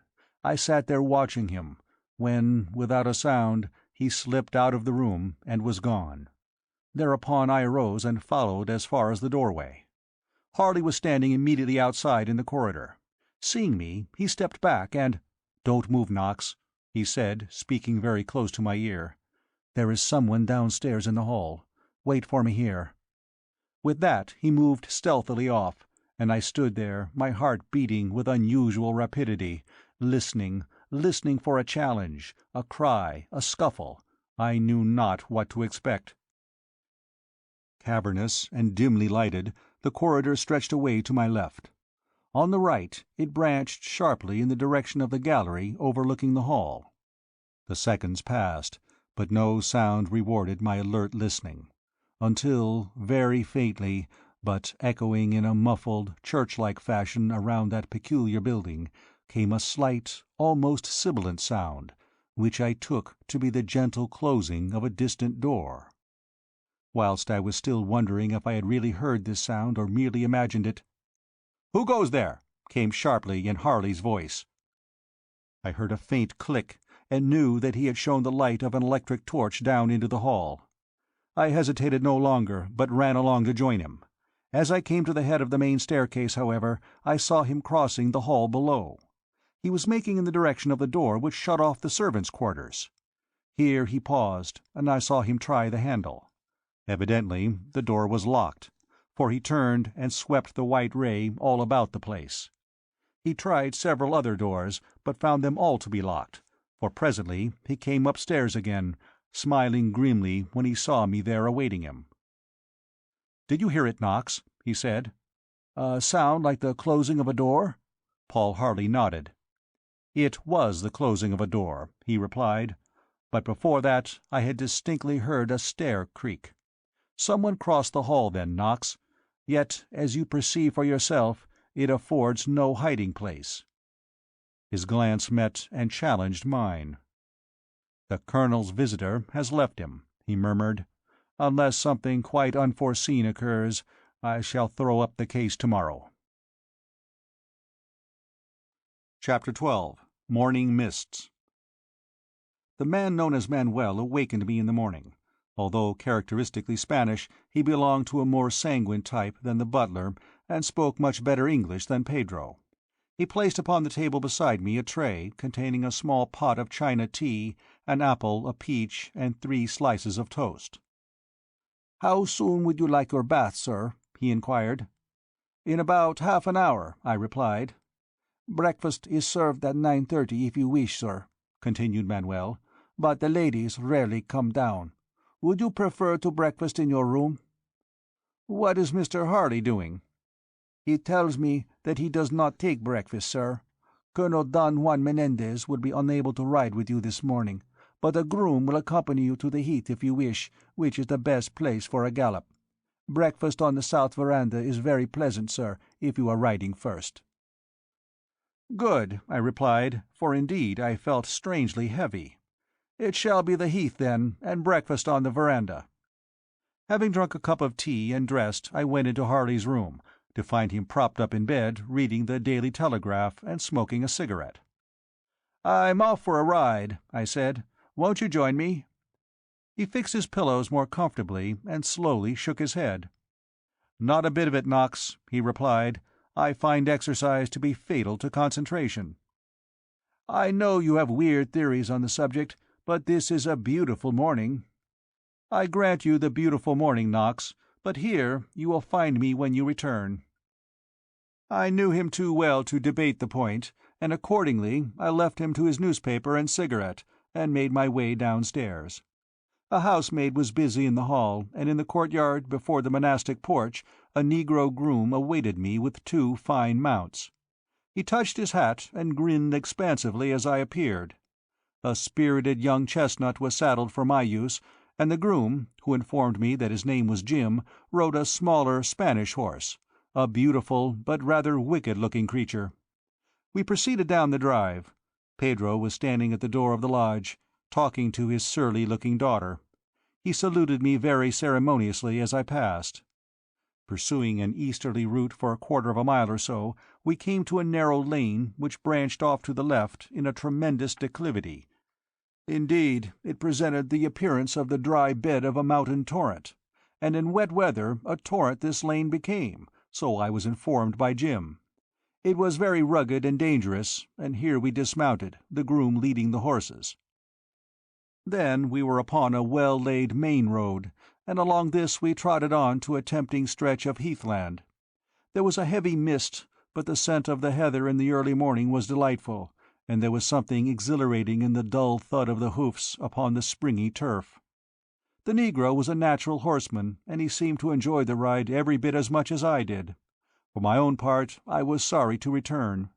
But the vapours of the night had been effectively cleared from my mind, and when presently we headed again for the hills, I could think more coolly of those problems which overnight had seemed well nigh insoluble.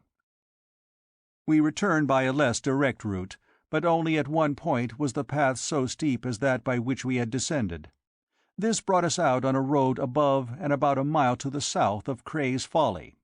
At one point, through a gap in the trees, I found myself looking down at the grey stone building in its setting of velvet lawns and gaily patterned gardens.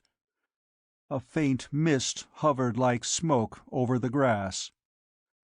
5 minutes later we passed a queer old Jacobean house, so deeply hidden amidst trees that the early morning sun had not yet penetrated to it, except for one upstanding gable which was bathed in golden light. I should never have recognized the place from that aspect, but because of its situation I knew that this must be the guest-house. It seemed very gloomy and dark, and remembering how I was pledged to call upon Mr. Cullen Camber that day, I apprehended that my reception might be a cold one. Presently we left the road and cantered across the valley meadows, in which I had walked on the previous day, re-entering Cray's Folly on the south, although we had left it on the north. We dismounted in the stable-yard, and I noted 2 other saddle horses in the stalls, a pair of very clean-looking hunters, as well as 2 perfectly matched ponies, which, Jim informed me, Madame de Stemmer sometimes drove in a chaise. Feeling vastly improved by the exercise, I walked around to the veranda, and through the drawing-room to the hall. Manuel was standing there, and "Your bath is ready, sir," he said. I nodded and went upstairs. It seemed to me that life at Cray's Folly was quite agreeable, and such was my mood that the shadowy bat-wing menace found no place in it save as the chimera of a sick man's imagination. One thing only troubled me: the identity of the woman who had been with Colonel Menendez on the previous night.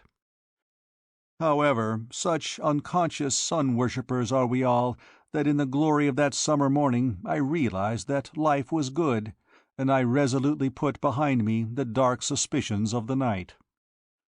I looked into Harley's room ere descending, and, as he had assured me would be the case, there he was, propped up in the bed, the Daily Telegraph upon the floor beside him, and the Times now open upon the coverlet. "I am ravenously hungry," I said maliciously, "and am going down to eat a hearty breakfast." "Good," he returned, treating me to one of his quizzical smiles. "It is delightful to know that someone is happy."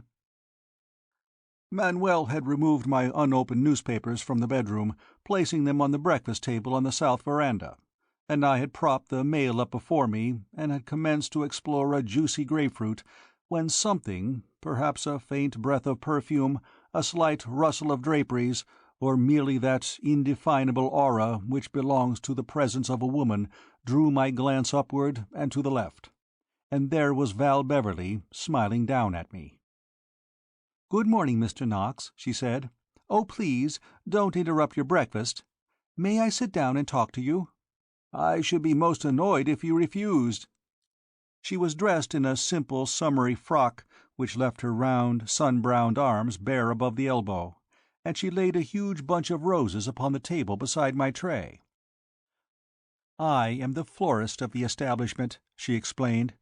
"These will delight your eyes at luncheon. Don't you think we are a lot of barbarians here, Mr. Knox?" "Why?" "Well, if I had not taken pity upon you, here you would have bade over a lonely breakfast, just as though you were staying at a hotel." "Delightful," I replied, "now that you are here." "Ah," said she, and smiled roguishly, "that afterthought just saved you." "But honestly," I continued, "the hospitality of Colonel Menendez is true hospitality. To expect one's guests to perform their parlour tricks around a breakfast table in the morning is, on the other hand, true barbarism." "I quite agree with you," she said quietly. "There is a perfectly delightful freedom about the Colonel's way of living. Only some horrid old Victorian prude could possibly take exception to it. Did you enjoy your ride?" "Immensely," I replied, watching her delightedly as she arranged the roses in carefully blended groups. Her fingers were very delicate and tactile, and such is the character which resides in the human hand, that whereas the gestures of Madame de Stamer were curiously stimulating, there was something in the movement of Val Beverley's pretty fingers amidst the blooms which I found most soothing. "I passed the guest-house on my return," I continued. "Do you know Mr. Camber?" She looked at me in a startled way. "No," she replied, "I don't. Do you?" "I met him by chance yesterday." "Really? I thought he was quite unapproachable, a sort of ogre." "On the contrary, he is a man of great charm." "Oh," said Val Beverley, "well, since you have said so, I might as well admit that he has always seemed a very charming man to me. I have never spoken to him, but he looks as though he could be very fascinating. Have you met his wife?" "No. Is she also American?" My companion shook her head. "I have no idea," she replied. "I have seen her several times, of course, and she is one of the daintiest creatures imaginable, but I know nothing about her nationality." "She is young, then?" "Very young, I should say. She looks quite a child." "The reason of my interest," I replied, "is that Mr. Camber asked me to call upon him, and I propose to do so later this morning." "Really?" Again I detected the startled expression upon Val Beverley's face. "That is rather curious, since you are staying here." "Why?" "Well," she looked about her nervously, "I don't know the reason, but the name of Mr. Camber is anathema in Cray's Folly." "Colonel Menendez told me last night that he had never met Mr. Camber." Val Beverley shrugged her shoulders, a habit which it was easy to see she had acquired from Madame de Stamer. "Perhaps not," she replied, "but I am certain he hates him." "Hates Mr. Camber?" "Yes."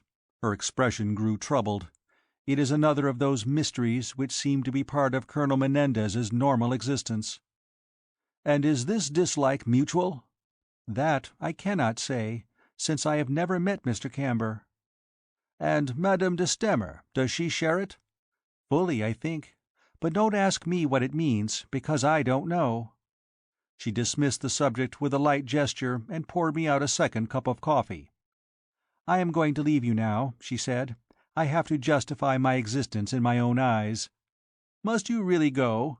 "I must, really." "Then tell me something before you go." She gathered up the bunches of roses and looked down at me with a wistful expression. "Yes, what is it?" "Did you detect those mysterious footsteps again last night?" The look of wistfulness changed to another which I hated to see in her eyes, an expression of repressed fear. "No," she replied in a very low voice. "But why do you ask the question?" Doubt of her had been far enough from my mind, but that something in the tone of my voice had put her on guard I could see. "I am naturally curious," I replied gravely. "No," she repeated. "I have not heard the sound for some time now. Perhaps, after all, my fears were imaginary." There was a constraint in her manner which was all too obvious, and when presently, laden with the spoil of the rose garden, she gave me a parting smile and hurried into the house, I sat there very still for a while, and something of the brightness had faded from the coming, nor did life seem so glad a business as I had thought it quite recently. End of chapter 12.